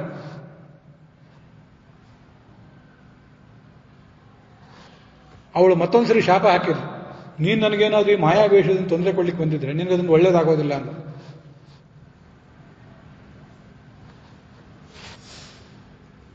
ಮತ್ತೊಂದ್ಸರಿ ಅಂದ್ಕೊಂಡು, ನಾನೀಗ ಸಂಶಯ ಪಟ್ಟನಲ್ಲ ಈ ವ್ಯಕ್ತಿ ಬಗ್ಗೆ, ನಾನೀಗ ಸಂಶಯ ಪಡೋದು ಯೋಗ್ಯ ಅಲ್ಲ. ಯಾಕೆಂದ್ರೆ ಸಾಮಾನ್ಯವಾಗಿ ನಮ್ಮ ಒಳ ಮನಸ್ಸು ಹೇಳ್ತಿರ್ತದೆ. ನಮ್ಮ ಸಮೀಪಕ್ಕೊಂದವರು ದುಷ್ಟರೋ ಸಜ್ಜನರೋ ಅನ್ನೋದು ನಮ್ಮ ಒಳ ಮನಸ್ಸು ಸಾಮಾನ್ಯವಾಗಿ ಹೇಳ್ತದೆ. ನಮ್ದೆಲ್ಲ ಕಲುಷಿತವಾದ ಒಳ ಮನಸ್ಸು, ಹೊರ ಮನಸ್ಸು, ನಮ್ಮ ದೇಹ ಎಲ್ಲವೂ ಕಲುಷಿತವೆ, ನಮ್ಮ ವ್ಯಕ್ತಿತ್ವ ಎಲ್ಲವೂ ಕಲುಷಿತವೆ. ಆದರೆ ದೊಡ್ಡ ದೊಡ್ಡ ಜ್ಞಾನಿಗಳಾದವರು, ತಿಳುವಳಿಕೆ ಇದ್ದವರು, ವಿವೇಕಿಗಳಿಗೆ ಅವರು ಒಳ ಮನಸ್ಸು ನಮ್ಮ ಸಮೀಪಕ್ಕೆ ಬಂದವರು ಎಂಥವರು ಅನ್ನೋದನ್ನು ಹೇಳ್ತದೆ. ಇವನನ್ನು ನೋಡಿದ ಕೂಡಲೇ ನನ್ನ ಮನಸ್ಸಿಗೆ ಒಂದು ಆನಂದ ಆಗಿದೆ. ಆದ್ದರಿಂದ ಇವನು ರಾವಣ ಆಗಿರ್ಲಿಕ್ಕಿಲ್ಲ ಅನ್ಕೊಂಡು. ರಾಮನ ಕಥಾ ನನಗೆ ಅತ್ಯಂತ ಪ್ರಿಯ. ನೀನು ರಾಮನ ಕಥೆಯನ್ನು ಹೇಳಿ ನನ್ನ ಮನಸ್ಸನ್ನು ಅಪಹಾರ ಮಾಡಿದ್ದಿ. ಆ ರಾಮನ ಗುಣಗಳನ್ನು ಮತ್ತಷ್ಟು ಹೇಳು. ಗುಣಾನ್ ರಾಮಸ್ಯ ಕಥೆಯ ಪ್ರಿಯಸ್ಯ ಮಮ ವಾನರ ಅಂತ ಇನ್ನೊಂದಿಷ್ಟು ಕಥೆಯನ್ನು ಹೇಳು ಅಂತ ಕೇಳಿಕೊಂಡು. ಪ್ರೇಷಿತಂ ನಾಮ ಪಶ್ಯಾಮಿ ರಾಘವೇಣ ವನೌಕಸಂ. ನೀನು ರಾಮನ ಕಥೆಯನ್ನು ಹೇಳಿದೆ. ಅದಾದ್ಮೇಲೆ ಎಷ್ಟೋ ದಿವಸ ಆದ್ಮೇಲೆ ನಿನ್ನಂಥ ಒಬ್ಬ ಕಪಿ ಇಲ್ಲಿಗೆ ಬಂದು ರಾಮನ ಕಥೆಯನ್ನು ನನಗೆ ಹೇಳಿದ್ದಾನೆ. ಆದರೆ ಇದೆಲ್ಲವೂ ಸ್ವಪ್ನದಂತೆ ಇದೆ. ಕಪಿಯನ್ನು ನಿನ್ನನ್ನು ಕಾಣ್ತಿದ್ದೀನಿ, ರಾಮಲಕ್ಷ್ಮಣರೇನು ಇಲ್ಲಿ ಕಾಣ್ತಾ ಇಲ್ಲ. ಹಾಗಿರುವಾಗ ಇದನ್ನು ಸ್ವಪ್ನ ಅಂತ ಅನ್ಕೋಬೇಕು, ನಿಜ ಅಂತ ಅನ್ಕೋಬೇಕು. ಬಿಸಿಲು ಕುದುರೆ ಎಲ್ಲೋ ವಿಪರೀತವಾದ ಬಿಸಿಲಿದ್ದಾಗ, ನಮಗೆ ನೀರಡಿಕೆ ಆದಾಗ ಅಲ್ಲೆಲ್ಲೋ ನೀರಿರುವಂತೆ ಪ್ರತಿಭಾಸ ಆಗ್ತಿರ್ತದೆ. ಹಾಗೇನಾದ್ರೂ ಆಗಿದೆಯಾ ನನಗೆ ಅಂತ ಅನ್ಕೊಂಡ್ಲು. ಆದರೆ ಅನ್ಕೊಂಡ್ಲು, ನನಗೆ ದೇಹದ ಮೇಲಿನ ಎಚ್ಚರಿಕೆ ಹೋಗಿಲ್ಲ. ದೇಹದ ಮೇಲಿನ ಎಚ್ಚರಿಕೆ ಚೆನ್ನಾಗೇ ಇದೆ. ನಾನ್ಯಾರು ಅಂತ ನನಗೆ ಗೊತ್ತು. ಕೆಲವು ಸರಿ ನಾವ್ಯಾರು ಅನ್ನೋದನ್ನೇ ಮರ್ತು ಬಿಟ್ಟಿರ್ತೇವೆ. ನಾವು ನಮ್ಮ ಸುತ್ತಮುತ್ತಲಿನವ್ರು ಯಾರು ಅನ್ನೋದನ್ನು ಮರಿತೇವೆ, ಏನೇನೋ ಮಾತಾಡ್ತಿರ್ತೇವೆ. ಹಾಗಲ್ಲ, ನಾನು ರಾಮನ ಪತ್ನಿ ಅನ್ನೋದು ನನಗೆ ಚೆನ್ನಾಗಿ ಗೊತ್ತಿದೆ. ಅಥವಾ ನಾಯ ಮನ್ಮಾದ ಮೋಹೋ ಯುನ್ಮಾದ ಲಕ್ಷ್ಮಣ. ನಾನು ಗೊತ್ತಿದೆ, ನನಗೆ ಯಾರು ಅಂತ ಗೊತ್ತಿದೆ. ನನಗೆ ಎಚ್ಚರ ತಪ್ಪೇನಿಲ್ಲ. ಆದ್ದರಿಂದ ಇದು ಮೋಹ ಇದ್ದಿರ್ಲಿಕ್ಕಿಲ್ಲ ಅಂದ್ಕೊಂಡ್ಲು. ನ ಪ್ರತಿವ್ಯಾಜಹಾರಾಥ ವಾನರಂ ಜನಕಾತ್ಮಜ. ಇಷ್ಟೆಲ್ಲ ಇವುಗಳು ಆಲೋಚನೆ ಮಾಡಿದ್ಲಲ್ಲ. ಆಗ ಅದನ್ನು ಹನುಮಂತನಿಗೆ ಗೊತ್ತಾಯ್ತು. ನಾನು ಒಬ್ಬ ಮಾಯಾವಿ ರಾಕ್ಷಸ ಇದ್ದಿರಬಹುದು ಅಂತ ಇವಳು ಸಂಶಯ ಪಡ್ತಿದ್ದಾಳೆ ಅಂತ ಅನ್ಕೊಂಡ. ಅವನಿಗೆ ಆ ರಾಮನ ಬಗ್ಗೆ ಹೇಳಬೇಕು ಅಂತ, ಕತೆ ಹೇಳಬೇಕು ಅಂತ, ಅವನ ಗುಣಗಳನ್ನು ವರ್ಣನೆ ಮಾಡಬೇಕು ಅಂತ ಅನಿಸಿತು. ಆದಿತ್ಯ ಇವ ತೇಜಸ್ವಿ, ಸೂರ್ಯನಂತೆ ತೇಜಸ್ವಿ ಅಂತ ಅವನ ಗುಣಗಳೆಲ್ಲ ವರ್ಣನೆ ಮಾಡಿದ. ರಾಜ ಅಂತ ಶಬ್ದ ಇದೆ. ರಾಜ ಅಂದ್ರೆ ರಂಜಕ, ರಂಜನಾಥ್ ರಾಜ ಅಂತಾರೆ. ಪ್ರಜೆಗಳಿಗೆ ಸಂತೋಷ ಕೊಡುವುದರಿಂದ ರಾಜನನ್ನ ರಾಜ ಅಂತಾರೆ. ಮೂರ್ತಿಮಂತನಾದ ಮನ್ಮಥ ಶಿವನನ್ನು ಕೆಣಕಿ ಯಾವತ್ತೂ ತನ್ನ ದೇಹ ಕಳ್ಕೊಂಡಿದ್ದಾನೆ, ಅನಂಗನಾಗಿ ಬಿಟ್ಟಿದ್ದಾನೆ, ಅಂಗವೇ ಇಲ್ಲ ಅವನಿಗೀಗ. ಆದ್ರೆ ಅವನು ಇವತ್ತು ಮತ್ತೆ ರೂಪವನ್ನು ತಾಳಿ ಬಂದಿದ್ದಾನೋ ಹೇಗೆ, ಹೀಗೆ ಕಾಣಿಸ್ತದೆ ಅಂತ ರಾಮನ ಕಥೆಗಳನ್ನೆಲ್ಲ ವರ್ಣನೆ ಮಾಡಿದ. ಇಡೀ ಜಗತ್ತು ರಾಮನ ಬಾಹುವನ್ನೇ ಆಶ್ರಯಿಸಿದೆ, ಅವನ ಪರಾಕ್ರಮವನ್ನು ಅವಲಂಬಿಸಿದೆ.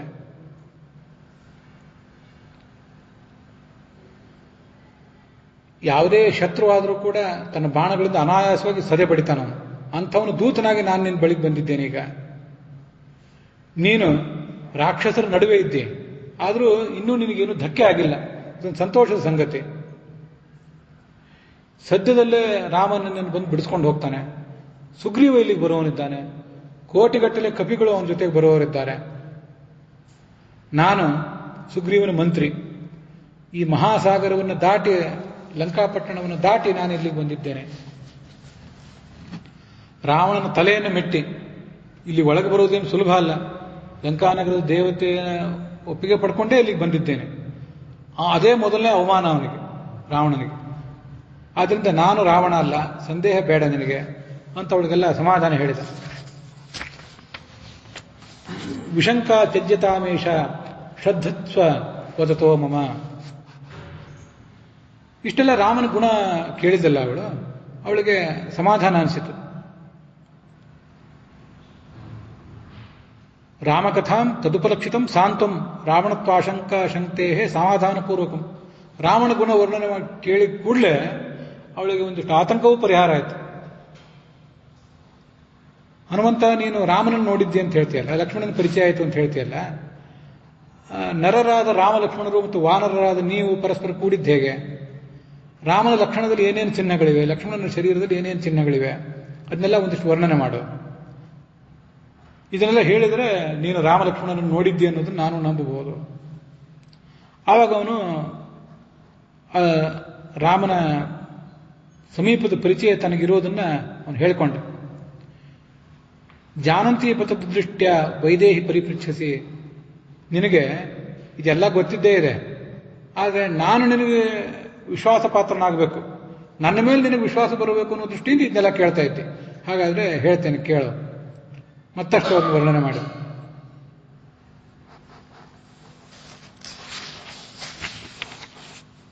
ರಾಮ ಕಮಲಪತ್ರಾಕ್ಷ, ಕಮಲದಂತೆ ಕಣ್ಣಿದ್ದವನು, ತೇಜಸ್ಸಿನಿಂದ ಸೂರ್ಯನಿಗೆ ಸಮಾನ, ಕ್ಷಮಯ ಪೃಥ್ವೀ ಸಮಃ, ಬೃಹಸ್ಪತಿ ಸಮೋ ಬುದ್ಧ್ಯ ಯಶಸ ವಾಸವೋಪಮಃ, ಕೀರ್ತಿಯಿಂದ ಇಂದ್ರನಿಗೆ ಅವನು ಸಮಾನ, ಅಷ್ಟು ದೊಡ್ಡ ಶಕ್ತಿ ಇದೆ ಅವನು.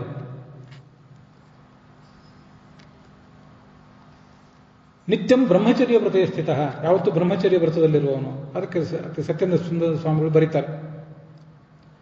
ಅದು ಭಾಗವತ ತಾತ್ಪರ್ಯದಲ್ಲಿ ಪ್ರಾಜಾಪತ್ಯ ಬ್ರಹ್ಮಚರ್ಯ ಅಂತ ಒಂದು ವರ್ಣನೆ ಮಾಡಿದ್ದಾರೆ. ಅದನ್ನೇ ಇಲ್ಲಿ ವರ್ಣನೆ ಮಾಡಿದ್ದಾರೆ. ಪ್ರಾಜಾಪತ್ಯ ಬ್ರಹ್ಮಚರ್ಯಂ ಏಕಭಾರ್ಯಾರ್ಥ ಕಾಮಿತ ಅಂತ. ಅನೇಕ ಥರದ ಬ್ರಹ್ಮಚರ್ಯಗಳಿವೆ. ಸನ್ಯಾಸಿಗಳು ಬ್ರಹ್ಮಚರ್ಯವನ್ನು ಅನುಸರಿಸಿರ್ತಾರೆ. ಆದರೆ ನಿಮ್ಮದೆಲ್ಲದೂ ಕೂಡ ಪ್ರಾಜಾಪತ್ಯ ಬ್ರಹ್ಮಚರ್ಯ ಅಂತ ಕರೆಸ್ಕೋತದೆ. ಪ್ರಜಾಪತಿ ಅಂದರೆ ಚತುರ್ಮುಖ ಅಥವಾ ಕಶ್ಯಪ ಮೊದಲಾದ ಪ್ರಜಾಪತಿಗಳು, ಅವರಿಗೆ ಸಂಬಂಧಪಟ್ಟ ಬ್ರಹ್ಮಚರ್ಯ ಅಂತ ಒಂದು ಅರ್ಥ ಅದಕ್ಕೆ. ಅದು ಹೇಗಂದ್ರೆ, ನಾವು ನೀವು ಮದುವೆ ಆಗುವುದು ಯಾತಕ್ಕಾಗಿ? ಸಂತಾನಕ್ಕಾಗಿ.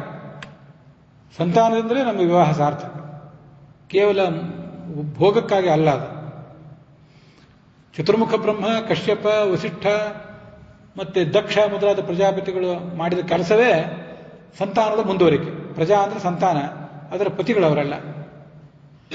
ಪ್ರಾಜಾಪತ್ಯ ಬ್ರಹ್ಮಚರ್ಯ ಅಂದ್ರೆ ಏಕಭಾರ್ಯಾರ್ಥ ಕಾಮಿತ, ಒಬ್ಬಳೇ ಪತ್ನಿಯನ್ನು ಹೊಂದಿರಬೇಕು. ಋತುಕಾಲದಲ್ಲಿ ಸಂತಾನಕ್ಕಾಗಿ ಪತಿ ಪತ್ನಿಯರ ಸಮಾಗಮ ನಡಿಬೇಕು. ಅದನ್ನು ನಡೆದ್ರೆ ಪ್ರಾಜಾಪತ್ಯ ಬ್ರಹ್ಮಚರ್ಯ ಅಂತಾರೆ. ಹಾಗವನು ಪ್ರಾಜಾಪತ್ಯ ಬ್ರಹ್ಮಚರ್ಯದಲ್ಲಿದ್ದಾನೆ.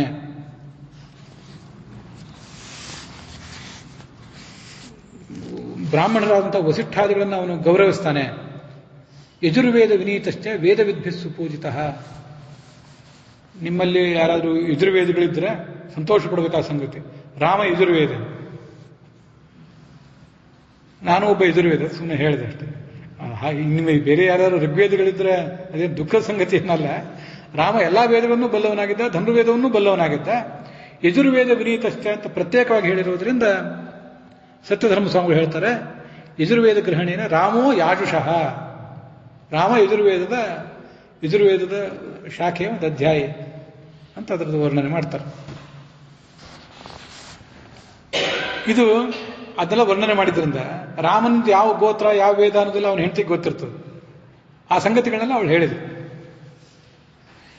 ಗಂಡ ಹೆಂಡತಿ ಸೇರಿ ಅಗ್ನಿಹೋತ್ರ ಇತ್ಯಾದಿಗಳನ್ನು ಮಾಡ್ತಾರಲ್ಲ, ಧಾರ್ಮಿಕ ಕಾರ್ಯಗಳನ್ನು ಮಾಡ್ತಾರಲ್ಲ, ಕೊನೆಗೆ ತಮ್ಮ ವೇದ ಹೇಳಿ ಅಭಿವಾದನ ಮಾಡ್ತಿರ್ತಾರಲ್ಲ, ಅದು ಉಳಿದ ಸಂಗತಿಗಳೆಲ್ಲ ಎಲ್ಲರಿಗೂ ಗೊತ್ತಿರೋದಿಲ್ಲ.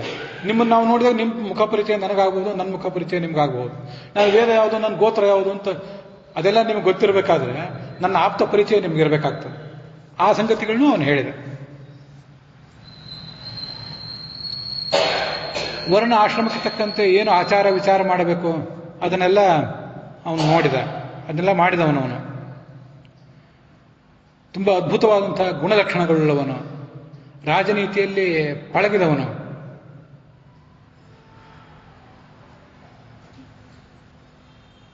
ವನವಾಸದಲ್ಲಿದ್ದರೂ ಕೂಡ ಅವನು ಸರಿಯಾಗಿ ಊಟ ಮಾಡದೆ ಹೋದ್ರೂ ಕೂಡ ಅವನ ಅಂಗಾಂಗಗಳು ತುಂಬಿಕೊಂಡಿವೆ. ಎಲ್ಲೂ ಕೂಡ ಎಲುಬು ಎದ್ದು ಕಾಣದೇ ಇರುವಂತಹ ಶರೀರದ ರಚನೆ ಅವನು. ಅವನ ಧ್ವನಿ ಅತ್ಯಂತ ಗಂಭೀರವಾದಂತಹ ಧ್ವನಿ. ಇಂಥ ಮಹಾಪ್ರತಾಪಶಾಲಿ ಅವನು ಅಂತ ಅವನು ಗುಣ ವರ್ಣನೆ ಮಾಡ್ತಾನೆ.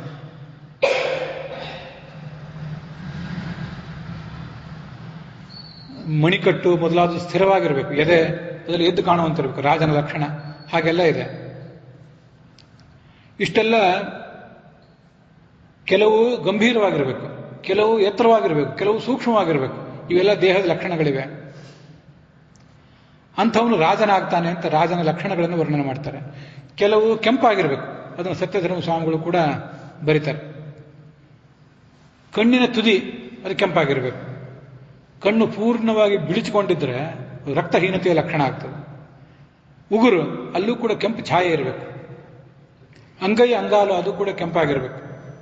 ಅದು ಕೆಂಪಾಗಿರಬೇಕು ಅನ್ನೋ ಕಾರಣಕ್ಕಾಗಿಯೇ ನಮಗೆಲ್ಲ ಕೆಂಪಾಗಿರೋದಿಲ್ಲ ಅನ್ನೋ ಕಾರಣಕ್ಕಾಗಿ ನರ್ತನ ಮಾಡುವವರು ಕೆಳಗೆಲ್ಲ ಕೆಂಬಣ್ಣ ಬೆಳ್ಕೊಂಡಿರ್ತಾರೆ.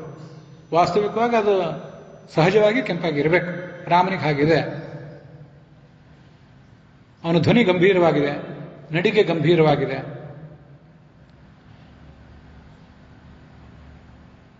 ಎಲ್ಲ ಥರದ ಅವಯವಗಳು, ಅಂಗಾಂಗಗಳ ರಚನೆ ಸಮವಿಭಕ್ತವಾಗಿದೆ. ಇದನ್ನು ವಾಲ್ಮೀಕಿ ರಾಮಾಯಣದ ಮೊದಲನೇ ಅಧ್ಯಾಯದಲ್ಲೂ ಕೂಡ, ಮೊದಲನೇ ಕಾಂಡದಲ್ಲೂ ಕೂಡ ಅದನ್ನೆಲ್ಲ ವರ್ಣನೆ ಮಾಡಿದ್ದಾರೆ, ಅವನ ಗುಣ ಹೇಗಿತ್ತು ಅಂತ. ಸ್ವಾರಸ್ಯದ ಸಂಗತಿ ಅದು. ನಮಗೆ ಮಹಾಭಾರತ ಮೊದಲಾದ ಗ್ರಂಥಗಳ ಪ್ರಾರಂಭ ಕಾಣುವುದು ಗುಣವರ್ಣನೆಗಳ ಮೂಲಕ ಅಲ್ಲ, ವಂಶದ ವರ್ಣನೆಗಳ ಮೂಲಕ ಪ್ರಾರಂಭ ಕಾಣ್ತದೆ. ವಾಲ್ಮೀಕಿ ರಾಮಾಯಣ ಪ್ರಾರಂಭ ಕಾಣುವುದೇ ಅವನ ಗುಣವರ್ಣನೆ ಮೂಲಕ. ಇಷ್ಟೆಲ್ಲ ಗುಣ ಇರುವವನು ಯಾರು ಈ ಜಗತ್ತಿನಲ್ಲಿದ್ದಾನ ಹೇಳ್ರಿ ಅಂತಲೇ ವಾಲ್ಮೀಕಿಗಳು ನಾರದರನ್ನು ಕೇಳೋರು. ಭಗವಂತನ ಗುಣವರ್ಣನೆ ಮಾಡಲಿಕ್ಕಾಗಿಯೇ ಅವರು ಇರೋದು. ಋಷಿಗಳ ಅಪೇಕ್ಷೆಯೂ ಅದೇ, ಶಾಸ್ತ್ರಗಳ ತಾತ್ಪರ್ಯವೂ ಅದೇ. ಮುಂದೇನಾದ್ರು ವಂಶದ ವರ್ಣನೆ, ಸೃಷ್ಟಿ ಪಾಲನೆ ಇತ್ಯಾದಿಗಳ ವರ್ಣನೆ ಇದ್ರೆ ಅದೆಲ್ಲ ಬೇರೆ. ಭಗವಂತ ಸರ್ವೋತ್ಕರ್ಷೇ ದೇವದೇವಸ್ಯ ವಿಷ್ಣು ಮಹಾತಾತ್ಪರ್ಯಂ ನೈವಚಾನ್ಯತ್ರ ಸತ್ಯಂ ಅಂತ ತತ್ವನಿರ್ಣಯದಲ್ಲಿ ಆಚಾರ್ಯ ಉದ್ಧರಿಸುವಂತಹ ಒಂದು ಪ್ರಮಾಣ. ಭಗವಂತನ ಸರ್ವೋತ್ಕರ್ಷವನ್ನು ಪ್ರತಿಪಾದನೆ ಮಾಡುವುದೇ ಶಾಸ್ತ್ರಗಳ ಉದ್ದೇಶ, ಎಲ್ಲ ಶಾಸ್ತ್ರಗಳ ಉದ್ದೇಶ. ಅದು ಅವನ ರೂಪದ ವರ್ಣನೆ ಆಯಿತು, ಮತ್ತೆ ಯಾವುದರ ವರ್ಣನೆ ಆದ್ರೂ ಹೀಗೇನೆ.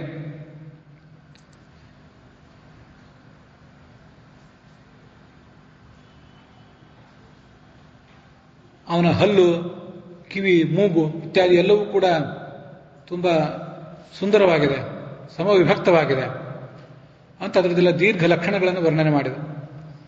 ಸತ್ಯಧರ್ಮರತಃ ಶ್ರೀಮಾನ್, ಸತ್ಯಧರ್ಮದಲ್ಲಿ ಮತ್ತು ಧರ್ಮದಲ್ಲಿ ಯಾವತ್ತೂ ಕೂಡ ಆಸಕ್ತನಾದವನು, ಎಂದೂ ಸತ್ಯವನ್ನು ಮೀರಿ ನಡೆಯುವವನಲ್ಲ. ದೇಶಕಾಲ ವಿಭಾಗಜ್ಞ, ಬಹಳ ದೊಡ್ಡ ಮಾತು. ಯಾವ ಧರ್ಮಾಚರಣೆ ನಾವು ಮಾಡ್ತಿರ್ತೇವೆ, ಆದರೆ ಯಾವ ದೇಶದಲ್ಲಿ ಯಾವ ಕಾಲದಲ್ಲಿ ಹೇಗೆ ಮಾಡಬೇಕು ಅಂತ ಗೊತ್ತಿರೋದಿಲ್ಲ. ಇಲ್ಲಿ ಯಾವುದೋ ಕಲ್ತದನ್ನು ಅಲ್ಲೆಲ್ಲೋ ಅನ್ವಯ ಮಾಡ್ಲಿಕ್ಕೆ ಹೋಗ್ತೇವೆ, ಅಲ್ಲೆಲ್ಲೋ ಅಲ್ಯಾರೋ ಹಾಗೆ ಮಾಡ್ತಿದ್ದಾರೆ ಅಂತ ಇಲ್ಲಿ ಮಾಡ್ಲಿಕ್ಕೆ ಹೋಗ್ತೇವೆ. ನಾವು ಗೊಂದಲ ಮಾಡಿ ಇನ್ನೊಬ್ಬರನ್ನು ಗೊಂದಲಕ್ಕೆ ಕೆಡವುತ್ತೇವೆ. ಇದು ನಮ್ಮ ಕೆಲಸ. ಅದು ಅವನು ಹಾಗಲ್ಲ. ಯಾವ ದೇಶದಲ್ಲಿ ಯಾವ ಕಾಲದಲ್ಲಿ ಹೇಗೆ ಧರ್ಮಾಚರಣೆ ಮಾಡಬೇಕೋ ಅದನ್ನೇ ಅವನು ಮಾಡುವವನು ಅಂತ ಅದರ ತಾತ್ಪರ್ಯ. ಇದು ದೇಶಕಾಲ ವಿಭಾಗಜ್ಞ ಅಂತ ಅನ್ನೋದಕ್ಕೆ ಅರ್ಥ. ಸರ್ವಲೋಕ ಪ್ರಿಯಂಬುದಃ, ಎಲ್ಲ ಲೋಕಕ್ಕೂ ಕೂಡ ಯಾವತ್ತು ಪ್ರಿಯವಾದ ಮಾತನ್ನ ಆಡುವಂಥವನು. ಅದು ಬೇರೆ ಬೇರೆ ಈ ಆದಿಕಾಂಡದಲ್ಲೂ ಬಾಲಕಾಂಡದಲ್ಲೂ ಬಂದಿದೆ. ಸ್ಮಿತಪೂರ್ವಾಭಿಭಾಷೆ ಅಂತ. ರಾಜಕಾರಣಿಗಳು ಯಾವತ್ತು ಬಿಗುಮಾನದಿಂದ ಇರ್ತಿರ್ತಾರೆ, ಆದ್ರೆ ಅವನು ಇನ್ನೊಬ್ಬರನ್ನ ಮಾತಾಡಿಸೋದಕ್ಕಿಂತ ಮುಂಚೆ ಮೊದಲು ಮಗಳು ನಗುತ್ತಿದ್ದ. ಹಾಗೆ ನಕ್ರೆ ಆ ನಗು ಇನ್ನೊಬ್ಬರಿಗೂ ಸಂತೋಷ ಕೊಡ್ತದೆ, ಆ ವಾತಾವರಣದ ಬಿಗುವನ್ನು ಕಡಿಮೆ ಮಾಡ್ತದೆ. ಹಾಗೆ ಮಾತಾಡ್ತಿದ್ದ ಅಂತ ಅಲ್ಲಿ ಬಂದಿದೆ. ಸೌಮಿತ್ರಿರ ಅಪರಾಜಿತ ಅನುರಾಗೇಣ ರೂಪೇಣ ಗುಣೈಶ್ಚೈವ ತಥಾವಿಧ. ಆ ಲಕ್ಷ್ಮಣ ಆದರೂ ಏನು ಕಡಿಮೆ ಇಲ್ಲ. ಎಲ್ಲ ರೂಪದ ದೃಷ್ಟಿಯಿಂದಲೂ ಗುಣಗಳ ದೃಷ್ಟಿಯಿಂದಲೂ ಅವನು ಅಣ್ಣನನ್ನೇ ಹೋಲ್ತಾನೆ. ಅವನು ಇಲ್ಲಿಗೆ ಬಂದಿದ್ದಾನೆ. ಅವರಿಬ್ಬರೂ ಕೂಡ ಇಲ್ಲಿದ್ದಾರೆ. ಅನುರಾಗೇಣ ಸ್ನೇಹೇನ ರೂಪೇಣ ಆಕೃತ್ಯ ಗುಣೈಹಿ ಪೂರ್ವೋಕ್ತ ಗುಣೈಹಿ. ಸತ್ಯಧರ್ಮ ಸ್ವಾಮಿಗಳು ಬರೀತಾರೆ. ಅನುರಾಗ ಅಂದ್ರೆ ಸ್ನೇಹ, ತನ್ನ ಅಣ್ಣನ ಬಗ್ಗೆ ಇರುವ ಸ್ನೇಹ, ಇಡೀ ಜಗತ್ತಿನ ಬಗ್ಗೆ ಇರುವ ಸ್ನೇಹ, ರೂಪ ಸೌಂದರ್ಯ ಎಲ್ಲ ದೃಷ್ಟಿಯಿಂದಲೂ ಶುಭ ಗುಣಗಳಿಂದ ಕೂಡಿದವನು ಈ ಲಕ್ಷ್ಮಣ. ಅವನ ವ್ಯಕ್ತಿತ್ವ ಅದು. ಅವರಿಬ್ಬರು ಸಂಚಾರ ಮಾಡ್ತಾ ಬಂದರು, ಸೀತೆಯನ್ನು ಕಳ್ಕೊಂಡು ಸಂಚಾರ ಮಾಡ್ತಾ ಬಂದರು. ಸುಗ್ರೀವನನ್ನ ನೋಡಿದ್ರು.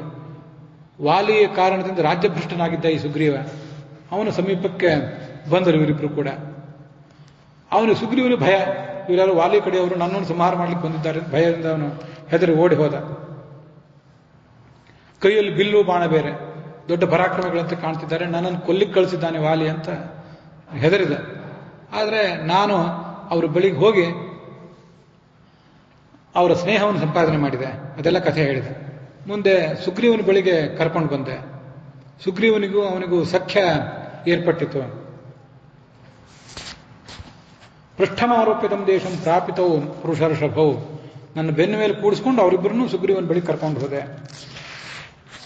ಅವರಿಗೆ ಸ್ನೇಹ ಆಗುವಂತೆ ಮಾಡಿದೆ. ನೀನು ಹಿಂದೆ ರಾವಣನಿಂದ ಅಪಹಾರಕ್ಕೊಳಗಾಗಿ ಆಕಾಶ ಮಾರ್ಗದಲ್ಲಿ ಹೋಗ್ತಿದ್ದೆಯಲ್ಲ, ಕೆಲವು ಆಭರಣಗಳನ್ನು ಅಲ್ಲಿ ಬಿಸಾಕಿದ್ದೆಯಲ್ಲ, ಅವೆಲ್ಲ ನಮ್ಮ ಬಳಿ ಇದ್ದು. ಯಾಕೆಂದ್ರೆ ಆ ವಾಲಿ ಸುಗ್ರೀವರಿಗೆ ರಾವಣನ ಪರಿಚಯ ಚೆನ್ನಾಗಿತ್ತು. ಆ ಪುಷ್ಪಕ ವಿಮಾನದಿಂದ ಬಿದ್ದ ಕೆಲವು ಆಭರಣಗಳು ಇವರು ಸುಪರ್ಜನಲ್ಲಿದ್ದು ಅದೆಲ್ಲ ನಾವು ತೋರಿಸಿದೆವು.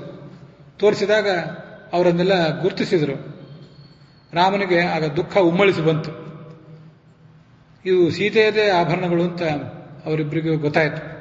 ಇವತ್ತಿಗೂ ರಾಮ ಎಲ್ಲ ಕಡೆ ಸಂಚಾರ ಮಾಡ್ತಿರ್ತಾನೆ, ಸುತ್ತಮುತ್ತಲು ಬೇಕಾದಷ್ಟು ಅವನಿಗೆ ಅನುಕೂಲಗಳಿದೆ, ನಾವೆಲ್ಲ ಅನುಚರರಿದ್ದೇವೆ, ಆದರೂ ಅವನಿಗೆ ನೆಮ್ಮದಿ ಅನ್ನುವುದೇ ಇಲ್ಲ. ಅಷ್ಟು ನಿನಗಾಗಿ ಅವನು ಬದುಕಿದ್ದಾನೆ, ಅಷ್ಟು ಕಷ್ಟಪಡ್ತಿದ್ದಾನೆ.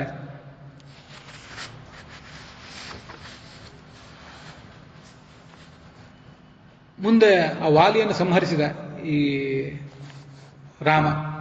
ವಾಲಿಯನ್ನು ಸಂಹರಿಸಿ ಸುಗ್ರೀವನನ್ನ ಪಟ್ಟಾಭಿಷಿಕ್ತನನ್ನಾಗಿ ಮಾಡಿದ. ಅವರೆಲ್ಲ, ನಾವೆಲ್ಲ ಕಪಿಗಳು ಸೇರಿ ಎಲ್ಲ ಕಡೆ ನಿನ್ನನ್ನು ಹುಡುಕಬೇಕು ಅಂತ ಹೊರಟೆವು. ಬೇರೆ ಬೇರೆ ಕಡೆ ಹೋದೆವು. ಅದರಲ್ಲಿ ನಾವು ವಿಂಧ್ಯ ಪರ್ವತದ ಪರಿಸರಕ್ಕೆ ಬಂದೆವು. ಮುಂದೆ ಮಹೇಂದ್ರ ಪರ್ವತದ ಪರಿಸರಕ್ಕೆ ಬಂದೆವು. ಸುಗ್ರೀವ ಒಂದೇ ತಿಂಗಳಿಗೆ ನಮ್ಗೆ ಗಡಿಯು ಕೊಟ್ಟಿದ್ದ.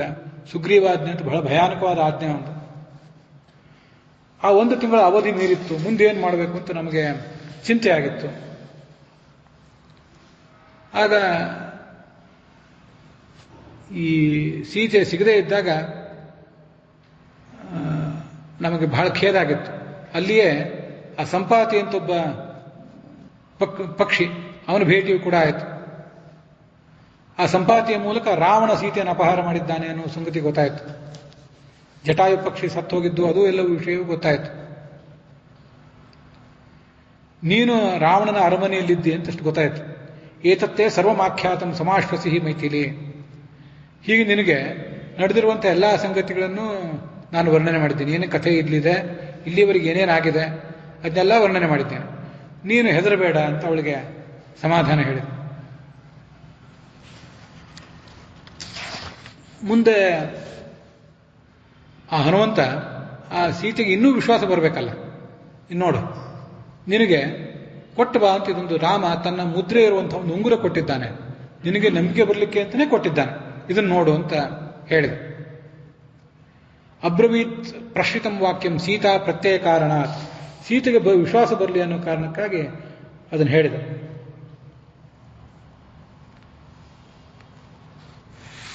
ಆದರೆ ಅವಳಿಗೆ ಈ ರಾಮನ ಕುರಿತಾಗಿ ಏನೇನು ಲಕ್ಷ್ಮಣ ವರ್ಣನೆ ಮಾಡಿ ಹನುಮಂತ ವರ್ಣನೆ ಮಾಡಿದ ಅದನ್ನೆಲ್ಲ ಕೇಳಿ ಸ್ವಲ್ಪ ನಾಚಿಕೆನೂ ಅನಿಸಿತ್ತು. ತನಗೂ ರಾಮನ ಬಗ್ಗೆ ಇರುವಂಥ ಅನುರಾಗ ಇದೆಲ್ಲ ಇವನಿಗೆ ಗೊತ್ತಾಯ್ತಲ್ಲ, ಗಂಡ ಹೆಂಡದಲ್ಲಿ ಇರಬೇಕಾದ ಕೆಲವು ಸಂಗತಿಗಳು ಅದೆಲ್ಲ ರಾಮ ತನ್ನ ಬಗ್ಗೆ ಹೇಗೆ ಅನುರಾಗ ಇಟ್ಟಿದ್ದಾನೆ ಅನ್ನೋದೆಲ್ಲ ಸ್ವಲ್ಪ ಪಬ್ಲಿಕ್ಕಿಗೂ ಗೊತ್ತಾಯ್ತಲ್ಲ ಅಂತ ಸಂಕೋಚವೂ ಅನಿಸಿತ್ತು. ಕಪಿರಪಿ ಮಾಮಾಪಶ್ಯತಿ ಲಜ್ಜಾವತಿ, ಹೀಗೆ ಲಜ್ಜೆಯೂ ಆಗಿತ್ತು. ಆದರೂ ಅವಳಿಗೆ ಒಂದಿಷ್ಟು ನಂಬಿಕೆ ಕೊಟ್ಟಿತ್ತು. ಈ ಉಂಗುರವನ್ನು ತಗೋ ಅಂತ ಅವಳಿಗೆ ಕೊಟ್ಟ. ಕ್ಷೀಣ ದುಃಖ ಫಲಾಶ್ಯಸಿ, ಈಗ ನಿನಗೆ ಇಲ್ಲಿವರೆಗೆ ಏನು ದುಃಖ ಕಂಡು ಬಂದಿತ್ತು ಆ ದುಃಖ ಎಲ್ಲ ನಿಂದು ಹೋಗಿದೆ. ದುಃಖವನ್ನು ಕಳ್ಕೊಂಡು ನಿನ್ನ ಎಲ್ಲ ಥರದ ಮಂಗಳಕ್ಕೆ ಭಾಗಿ ಆಗ್ತಿ. ಇಲ್ಲಿ ಸತ್ಯಧರ್ಮ ಸ್ವಾಮಿಗಳು ಒಂದು ಭಾಗವತ ತಾತ್ಪರ್ಯದಲ್ಲಿ ಬಂದಿರುವ ಶ್ಲೋಕವನ್ನು ಉದ್ಧರಿಸಿದ್ದಾರೆ. ನಾವೆಲ್ಲ ನಮ್ಮ ದುಃಖ ಬಂತು ಅಂತ ಗೋಳಾಡ್ತಿರ್ತೇವಲ್ಲ, ನಮಗೆ ಬರೇ ದೇವರು ದುಃಖವನ್ನೇ ಕೊಡ್ತಿದ್ದಾನಲ್ಲ ಅಂತ ನಾವು ಅನ್ಕೊಳ್ತೇವಲ್ಲ. ದುಃಖ ಅನ್ನುವಲ್ಲೇ ಸುಖವೂ ಇದೆ ಅಂತ. ಅದು ಸಂಸ್ಕೃತ ಸಾಹಿತ್ಯದಲ್ಲಿ ಬೇರೆ ಕಡೆ ಎಲ್ಲೂ ಕಾಣದೇ ಇರುವಂಥ ಮಾತು. ಆಚಾರ್ಯರು ಭಾಗವತ ತಾತ್ಪರ್ಯದಲ್ಲಿ ಹೇಳ್ತಾರೆ. ದುಃಖ ಅಂತಿದೆಯಲ್ಲ, ನಮಗೆ ಗೊತ್ತಿರುವ ಅರ್ಥ ಬರೇ ಅಸಂತೋಷ ಅಂತಷ್ಟೇ. ಆದರೆ ದು ಅಂದ್ರೆ ದುಃಖ, ಖ ಅಂದ್ರೆ ಸಂತೋಷ. ದುರ್ದುಃಖಮಿತಿ ವಿಜ್ಞೇಯಂ ಖಂ ಸುಖಂ ಚ ಯತಸ್ತಯೋ ಪ್ರದಾತ ಭಗವಾನ್ ವಿಷ್ಣು ಅಂತ ಆಚಾರ್ಯರು ಭಾಗವತ ತಾತ್ಪರ್ಯದಲ್ಲಿ ಹೇಳಿದ್ದಾರೆ. ಭಗವಂತನೇ ನೀನು ನಮಗೆ ಬರೀ ದುಃಖನೇ ಕೊಡ್ತಿದ್ದೀಯಲ್ಲ ಅಂತಂದ್ರೆ ನಮಗೆ ಅರಿವಿಲ್ಲದಂತೆ ನಾವು ಭಗವಂತನೇ ನೀನು ದೂನು ಕೊಡ್ತಿದ್ದಿ, ದುಃಖವನ್ನು ಕೊಡ್ತಿದ್ದಿ, ಖ ಅಂದ್ರೆ ಸಂತೋಷನೂ ಕೊಡ್ತಿದ್ದಿ, ಎರಡನ್ನೂ ವಿಷ್ಣುವನ್ನೇ ನಮಗೆ ಕೊಟ್ಟಿದ್ದಿ ಅಂತ ದೇವರನ್ನು ನಾವು ಹೇಳಿದಂತೆ. ಅದನ್ನು ಸತ್ಯಧರ್ಮ ಸ್ವಾಮಿಗಳು ಇಲ್ಲೊಂದು ಕಡೆ ನೆನಪು ಮಾಡ್ಕೊಳ್ತಾರೆ. ಸರ್ವಮೂಲ ಎಲ್ಲ ಅವರಿಗೆ ಹೃದ್ಗತ, ಅಲ್ಲಲ್ಲಿ ಬೇರೆ ಬೇರೆ ಕಡೆ ಬಂದಿದ್ದನ್ನೆಲ್ಲ ಹೀಗೆ ಅವರು ನೆನಪು ಮಾಡ್ಕೊಳ್ತಾರೆ. ಹೀಗೆ ಬಂದಿದೆ ಅಂತ ಹೇಳಿ ಅದನ್ನ ಅವ್ರು ಹೇಳಿದ್ದನ್ನ ಈಗ ತಮ್ಮ ಎದುರಿಗಿಟ್ಟೆ. ಎಲ್ಲಿ ಬಂದಿದೆ ಅಂತ ಅವ್ರು ಹೇಳಿರೋದಿಲ್ಲ, ಅದನ್ನು ನೋಡಿ ಭಾಗವತ ತಾತ್ಪರ್ಯದಲ್ಲಿ ಬಂದದ್ದು, ಯಾವ ಉಪನಿಷತ್ನಲ್ಲಿ ಬಂದದ್ದು, ಯಾವ ಭಾಷೆಯಲ್ಲಿ ಬಂದದ್ದು ಅನ್ನೋದನ್ನ ನಾವು ತಿಳ್ಕೊಳ್ಬೇಕಷ್ಟೆ. ಆ ಉಂಗುರವನ್ನು ಅವಳು ಕೈಯಲ್ಲಿ ಹಿಡ್ಕೊಂಡು ನೋಡಿಲ್ಲಂತೆ. ನೋಡಿದಾಗ ಬಹಳ ಸಂತೋಷ ಆಯಿತು. ರಾಮನೇ ತನ್ನ ಎದುರಿಗೆ ಬಂದಿದ್ದಾನೆ ಅನಿಸಿತು ಅವಳಿಗೆ. ಗೃಹೀತ್ವ ಪ್ರೇಕ್ಷಮಾಣ ಸ ಭಸ್ತು ಕರವಿಭೂಷಿತಂ ಭರ್ತಾರಮೇವ ಸಂಪ್ರಾಪ್ತಂ, ರಾಮನೇ ಬಂದಂತಾಯ್ತು. ಹಾಗೆ ಆನಂದ ಆಯಿತು. ಆವಾಗ ಅವಳು ಹೇಳಿದ್ಲು, ಆಯಿತು, ರಾಕ್ಷಸರ ಇಂಥ ಒಂದು ಭದ್ರ ಕೋಟೆಗೆ ನೀನೊಬ್ಬನೇ ಬಂದಿದ್ದೀಯಲ್ಲ, ಸಮುದ್ರವನ್ನು ನೀನೊಬ್ಬನೇ ದಾಟಿ ಬಂದಿಯಲ್ಲ, ನೀನೇನು ಸಾಮಾನ್ಯ ಕಪಿ ಆಗಿರ್ಲಿಕ್ಕಿಲ್ಲ. ರಾವಣನಿಂದಲೂ ಮತ್ತು ಅವನು ಯಾವ ಸೈನಿಕರಿಂದಲೂ ಯಾವ ಸೇನಾಪತಿಯಿಂದಲೂ ನಿನಗೇನು ಭಯ ಇದ್ದಂತೆ ಕಾಣಿಸೋದಿಲ್ಲ ನನಗೆ. ನಿನ್ನಂಥ ಒಬ್ಬ ಅನುಚರ ಇದ್ದಾನೆ, ರಾಮ ನಿನ್ನನ್ನು ಇಲ್ಲಿ ಕಳಿಸಿದ್ದಾನೆ ಅಂದ್ರೆ ನಿನ್ನನ್ನು ಸರಿಯಾಗಿ ಪರೀಕ್ಷೆ ಮಾಡಿಯೇ ಕಳಿಸಿರ್ಬೇಕು ಅವನು. ಅಂತಿಂಥವ್ರನ್ನ ಕಳಿಸುವವನಲ್ಲ ನಮ್ಮ ರಾಮ.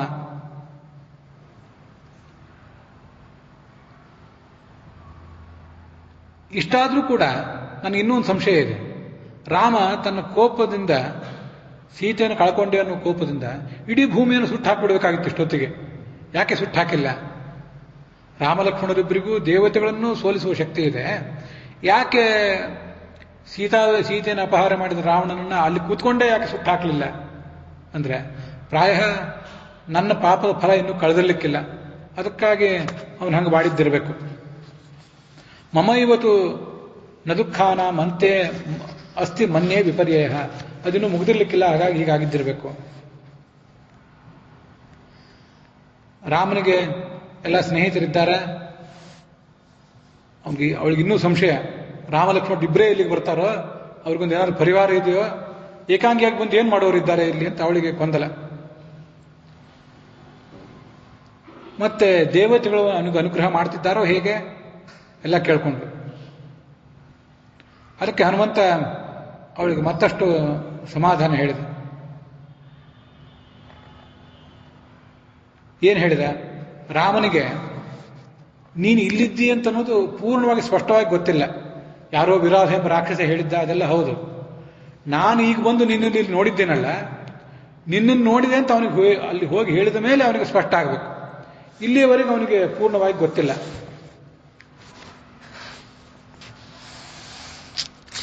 ಆದ್ರಿಂದ ನಾನೀಗ ಹೋಗಿ ಅಲ್ಲಿ ಹೇಳುವವನಿದ್ದೇನೆ. ನತ್ವಾ ಮಿಹಸ್ಥಾಂ ಜಾನೀತೆ ರಾಮ ಕಮಲಲೋಚನ, ಕಮಲಪತ್ರಾಕ್ಷನಾದ ರಾಮ, ಅವನಿಗೆ ನೀನು ಇಲ್ಲೋದು ಗೊತ್ತಿಲ್ಲ. ಇದ್ದರೆ ಆವಾಗಲೇ ಕರ್ಕೊಂಡು ಹೋಗಿಬಿಡ್ತಿದ್ದ. ಈಗ ಗೊತ್ತಾಗಿದೆ.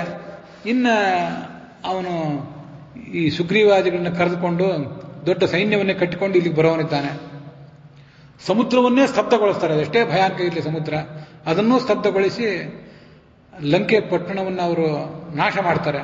ಯಾವ ದೇವತೆಗಳು ಅವರನ್ನೇನು ಮುಟ್ಟಲಾರರು, ಅವರನ್ನ ತಡೆಯಲಾರರು. ಅವನಿಗೀಗ ಕೆರಳಿದ ಸಿಂಹದಂತೆ ಕೋಪ ಇದೆ. ಅವನನ್ನು ಸದ್ಯದಲ್ಲೇ ನೀನು ನೋಡ್ತಿ. ರಾಮ ಈಗ ಯಾವುದೇ ಭೋಗವನ್ನು ಸ್ವೀಕಾರ ಮಾಡ್ತಿಲ್ಲ. ನಮಾಂಸಂ ರಾಘವೋ ಭುಂಕ್ತೆ ನಚಾಪಿ ಮಧು ಸೇವತೆ. ಕ್ಷತ್ರಿಯರು ಮಾಂಸಾಹಾರ ಮತ್ತೆ ಮದ್ಯಪಾನ ಇತ್ಯಾದಿಗಳನ್ನು ಮಾಡ್ತಿರ್ತಾರೆ ಯಜ್ಞದಲ್ಲಿ ಕೆಲವು ಕಡೆ. ಅದ್ಯಾವುದನ್ನು ಅವನು ಮಾಡ್ತಿಲ್ಲ. ಎಲ್ಲವನ್ನೂ ನಿನ್ನ ಸಲುವಾಗಿ ಅವನು ತಡೆ ಹಿಡಿದಿದ್ದಾನೆ.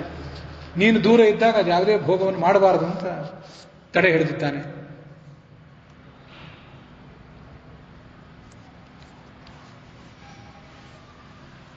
ಇದು ರಾಮ ನಮಗೆ ಕೊಟ್ಟ ಆದರ್ಶ.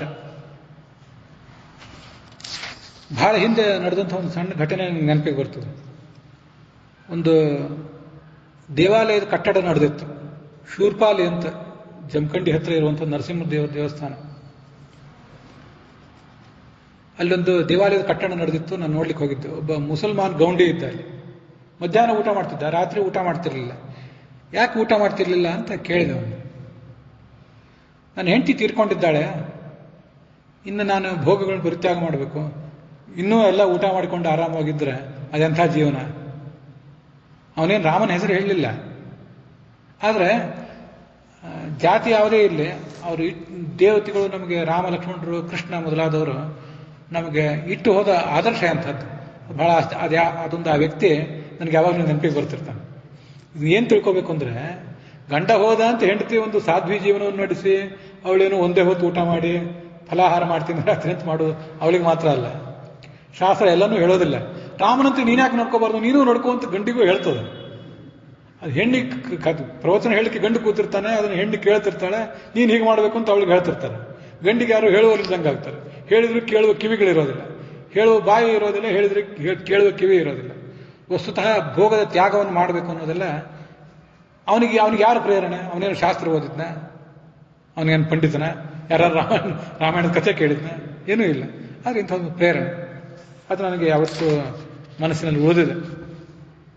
ಹೀಗೆ ನಿನ್ನನ್ನು ಬಿಟ್ಟು ಅವನು ಬೇರೆ ಏನು ಆಲೋಚನೆ ಮಾಡೋದೇ ಇಲ್ಲ. ಅಪನಯೇತ್ ವೈರಾಗ್ಯಾತ್ ವಾರಯತಿ. ಅಲ್ಲಿ ಇನ್ನೊಂದು ಸಂಗತಿಯನ್ನು ಹೇಳ್ತಾರೆ. ರಾಘವ ಅಪನಯೇತ್ ಗಾತ್ರಾತ್ ನಕೀಟಾನ್ನ ಸರಿಸಪಾನ್. ಮೈ ಮೇಲೇನು ಸೊಳ್ಳೆಯೋ ಮತ್ತೇನು ಕ್ರಿಮಿಕೀಟಗಳು ಬಂದು ಕೂತ್ಕೊಂಡ್ರೆ ನಾವು ಹೊಡೆದು ಓಡಿಸ್ತೀವಲ್ಲ, ಅವನಿಗೆ ಅದನ್ನೆಲ್ಲ ಹೊಡೆದು ಓಡಿಸ್ಬೇಕು ಅನ್ನೋ ಪರಿಯೂ ಈಗಿಲ್ಲ. ಯಾಕಂದ್ರೆ ಸೀತೆ ಇಲ್ಲದೆ ಮೇಲೆ ನಾನು ಬದುಕೇನು ಉಪಯೋಗ, ನನಗೆ ಇದನ್ನ ಜೀವನವನ್ನು ಆನಂದಿಸಿ ಏನು ಉಪಯೋಗ, ಅವಳಿದ್ರೆ ಎಲ್ಲದಕ್ಕೂ ಅರ್ಥ. ಅದು ವಾಲ್ಮೀಕಿಗಳು ಆ ಸಣ್ಣ ಸಣ್ಣ ಸಂಗತಿಯನ್ನು ವರ್ಣನೆ ಮಾಡಿರುವುದು ತುಂಬ ಅದ್ಭುತವಾಗಿದೆ. ರಾಮ ಭಗವಂತ ಇಲ್ಲಿ ಮನುಷ್ಯನಾಗಿ ಬಂದಿರುವುದು, ಮನುಷ್ಯನಂತೆ ನಡ್ಕೊಂಡಿರುವುದು ಎಷ್ಟು ಅದ್ಭುತನೋ, ಆ ಮನುಷ್ಯನ ವರ್ಣನೆಗಳನ್ನು ಇವ್ರು ಮಾಡಿರುವುದು ಇನ್ನಷ್ಟು ಅದ್ಭುತವಾಗಿದೆ. ಅದು ವೇದವೇದ್ಯೆ ಪರೇ ಪುಂಸಿ ಜಾತೇ ದಶರಥಾತ್ಮಜೆ ವೇದ ಪ್ರಾಚೇ ದಶರಥಾಕ್ಷೀತ್ ಸಾಕ್ಷಾತ್ ರಾಮಾಯಣಾತ್ಮನ ಅಂತ ಒಂದು ಶ್ಲೋಕ ಕೇಳಿ ಬರ್ತದೆ. ವೇದವೇದ್ಯನಾದ ಪರಮಪುರುಷ ಭಗವಂತ ವಿಷ್ಣು ಇಲ್ಲಿ ರಾಮನಾಗಿ ಹುಟ್ಟಿ ಬಂದಲ್ಲ, ವೇದವೇದ್ಯ ರಾಮನಾಗಿ ಹುಟ್ಟಿ ಬಂದಮೇಲೆ ವೇದ ಇಲ್ಲಿ ರಾಮಾಯಣವಾಗಿ ಹುಟ್ಟಿ ಬಂತು ಅಂತ, ವೇದವೇ ರಾಮಾಯಣವಾಗಿ ಹುಟ್ಟಿ ಬಂತು ಅಂತ ಅದನ್ನು ವರ್ಣನೆ ಮಾಡ್ತಾನೆ. ನಿತ್ಯಳು ನಿನ್ನನ್ನು ಕುರಿತು ಅವನು ನೆನಪು ಮಾಡ್ಕೋತಿರ್ತಾನೆ. ಹಾ ಸೀತೆ ಅಂತ ಅವನು ಉದ್ಗಾರ ಮಾಡ್ತಿರ್ತಾನೆ. ಅನಿದ್ರಹ ಸತತಂ ರಾಮ ಸುಪ್ತೋಪಿತ ನರೋತ್ತಮ, ನಿದ್ರೆ ಬರೋದಿಲ್ಲ. ಒಂದಿಷ್ಟೇನಾದ್ರು ಸ್ವಲ್ಪ ನಿದ್ರೆ ಬಂದರೂ ಸೀತೇತಿ ಮಧುರಾಂ ವಾಣಿ ವ್ಯಾಹರಣ ಪ್ರತಿಬುದ್ಧತೆ, ಸೀತಾ ನೆನಪು ಮಾಡ್ಕೊಂಡು ಎದ್ದು ಬಿಡ್ತಾನೆ. ದೃಷ್ಟ ಫಲಂ, ಮತ್ತೇನೋ ಸುತ್ತಮುತ್ತೇನೋ ಹೂವೋ ಹಣ್ಣು ಏನಾದರೂ ಕಂಡ್ರೆ ಅದು ನೋಡಿ ಸಂತೋಷ ಪಡ್ತಾನೆ, ಏನೂ ಇಲ್ಲ. ಬಹುಶಃ ಅದನ್ನೆಲ್ಲ ನೋಡಿ ಮತ್ತೆ ನಿಂದೇ ನೆನಪಿಗೆ ಬರ್ತದೆ ಅವನಿಗೆ. ಸದೇವಿ ನಿತ್ಯಂ ಪರಿತಪ್ಯಮಾನ, ಹೀಗ ಅವನು ನಿತ್ಯ ಕಷ್ಟಪಡ್ತಿದ್ದಾನೆ. ತವೈವ ಲಾಭಾಯ ಕೃತ ಪ್ರಯತ್ನ, ನಿನ್ನನ್ನು ಹುಡುಕುವುದಕ್ಕಾಗಿ ಅವನು ಪ್ರಯತ್ನ ಪಡ್ತಿದ್ದಾನೆ, ಬರುವವನಿದ್ದಾನೆ ಸದ್ಯದಲ್ಲೇ ಅಂತ ಈ ಹನುಮಂತ ಅವಳಿಗೆ ಸಮಾಧಾನ ಹೇಳಿದ. ರಾಮಸ್ಯ ಶೋಕೇನ ಸಮಾನ ಶೋಕ, ರಾಮನಿಗೆ ನನ್ನ ಗಂಡನಿಗೆ ಇಷ್ಟೆಲ್ಲ ಶೋಕ ಆಗ್ತಿದೆ ಅನ್ನೋದು ಇವಳ ಮನಸ್ಸನ್ನು ತಟ್ಟಿತ್ತು. ಅದಂತೆ ಅವಳಿಗೂ ದುಃಖ ಆಯಿತು. ಶರಣ್ಮುಖೇ ಸಾಂಬುದ ಶೇಷಚಂದ್ರ ನಿಷೇವ ವೈದೇಹ ಸುತ ಬಭುವ. ಶರತ್ಕಾಲದ ರಾತ್ರಿ ಸ್ವಚ್ಛವಾಗಿರ್ತದೆ, ಹೌದು. ಇದ್ದಕ್ಕಿಂತ ಆಕಸ್ಮಿಕವಾಗಿ ಮೋಡ ಬಂದರೆ, ಶರತ್ಕಾಲದಲ್ಲಿ ಸಾಮಾನ್ಯವಾಗಿ ಮೋಡ ಬರೋದಿಲ್ಲ, ಬಂದರೆ ಹೇಗೆ ರಾತ್ರಿ ಕಾಲದ ಬೆಳದಿಂಗಳಿನ ಸೊಬಗಿಗೆ ಒಂದು ತಾತ್ಕಾಲಿಕವಾದ ಮುಸುಕು, ಅದರಂತೆ ಇವಳಿಗೂ ಆಯಿತು. ಅವಳು ದುಃಖ ಪಡಲಿಕ್ಕೆ ಶುರು ಮಾಡಿದ್ಲು ಅಂತ ಅಲ್ಲಿಗೆ 36ನೇ ಸರ್ಗ ಇವತ್ತಿಗೆ ಸಮಾಪ್ತ ಆಗಿದೆ. ಈ ಕಾಲದಲ್ಲಿ ನಾವು 38 ಸರ್ಗಗಳನ್ನ ಮುಕ್ತಾಯ ಮಾಡಬೇಕು. 31ನೇದರಿಂದ ಹಿಡಿದು 38ರವರೆಗೆ ಒಂದು 6-7 ಸರ್ಗಗಳನ್ನ ಪ್ರತಿನಿತ್ಯ ಮುಕ್ತಾಯ ಮಾಡಿದರೆ ಒಂದು ಹಂತಕ್ಕೆ ನಾವು ಅಲ್ಲಿ ತಂದು ನಿಲ್ಲಿಸಬಹುದು. ಅದಕ್ಕಾಗಿ 36ನೇ ಸರ್ಗದವರೆಗೆ ಇವತ್ತೆಂದು ನೋಡಿದ್ದೇನೆ. ತಾದೃಕ್ಚೇಷ್ಟಾ ಸಮೇತಾಯ ಅಂಗುಲೀಯ ಮದಾತ್ಮತಃ, ಆಚಾರ್ಯರ ವಾಕ್ಯವನ್ನು ನಡುವೆ ನೆನಪು ಮಾಡ್ಕೋಬೇಕು. ಮಹಾಭಾರತ ತಾತ್ಪರ್ಯ ನಿರ್ಣಯದ ವಾಕ್ಯ. ಆ ಉಂಗುರವನ್ನ ಅವಳಿಗೆ ಕೊಟ್ಟ. ಉಂಗುರವನ್ನು ಕೊಟ್ಟ ಮೇಲೆ ಅವಳೇನು ಕೊಟ್ಟಳು ಅಂತನ್ನೋದನ್ನು ಆಚಾರ್ಯ ತಾತ್ಪರ್ಯದಲ್ಲಿ ಮುಂದೆ ಹೇಳ್ತಾರೆ. ಆ ಕಥೆಯನ್ನು ನಾವು ಕೂಡ ಇಲ್ಲಿ ಮುಂದೆ ರಾಮಾಯಣದಲ್ಲಿ ನೋಡೋರಿದ್ದೇವೆ. ಅಲ್ಲಿಗೆ 36ನೇ ಅಧ್ಯಾಯದ ಸರ್ಗದ ಜೊತೆಗೆ ಇವತ್ತಿನ ಈ ಭಾಗವು ಕೂಡ ಸಮಾಪ್ತ ಆಗಿದೆ. ಹುಸಿಯ ನಾಡಿ ಹೊಟ್ಟೆ ಹೊರೆವ ವಿಷಯದಲ್ಲಿ ರಸಿಕನೆಂದು ಹುಸಿಗೆ ಹಾಕಿದ್ರು ಇನ್ನು ಋಷಿಕೇಶನೇ, ಈಶನಿನ್ನ ಚರಣ ಭಜನೆ ಆಸೆಯಿಂದ ಮಾಡುವೆ, ದೋಷರಾಶಿ ನಾಶ ಮಾಡು ಶ್ರೀಶಕೇಶವ. ಶ್ರೀಕೃಷ್ಣಾರ್ಪಣ ನಮಸ್ತೆ.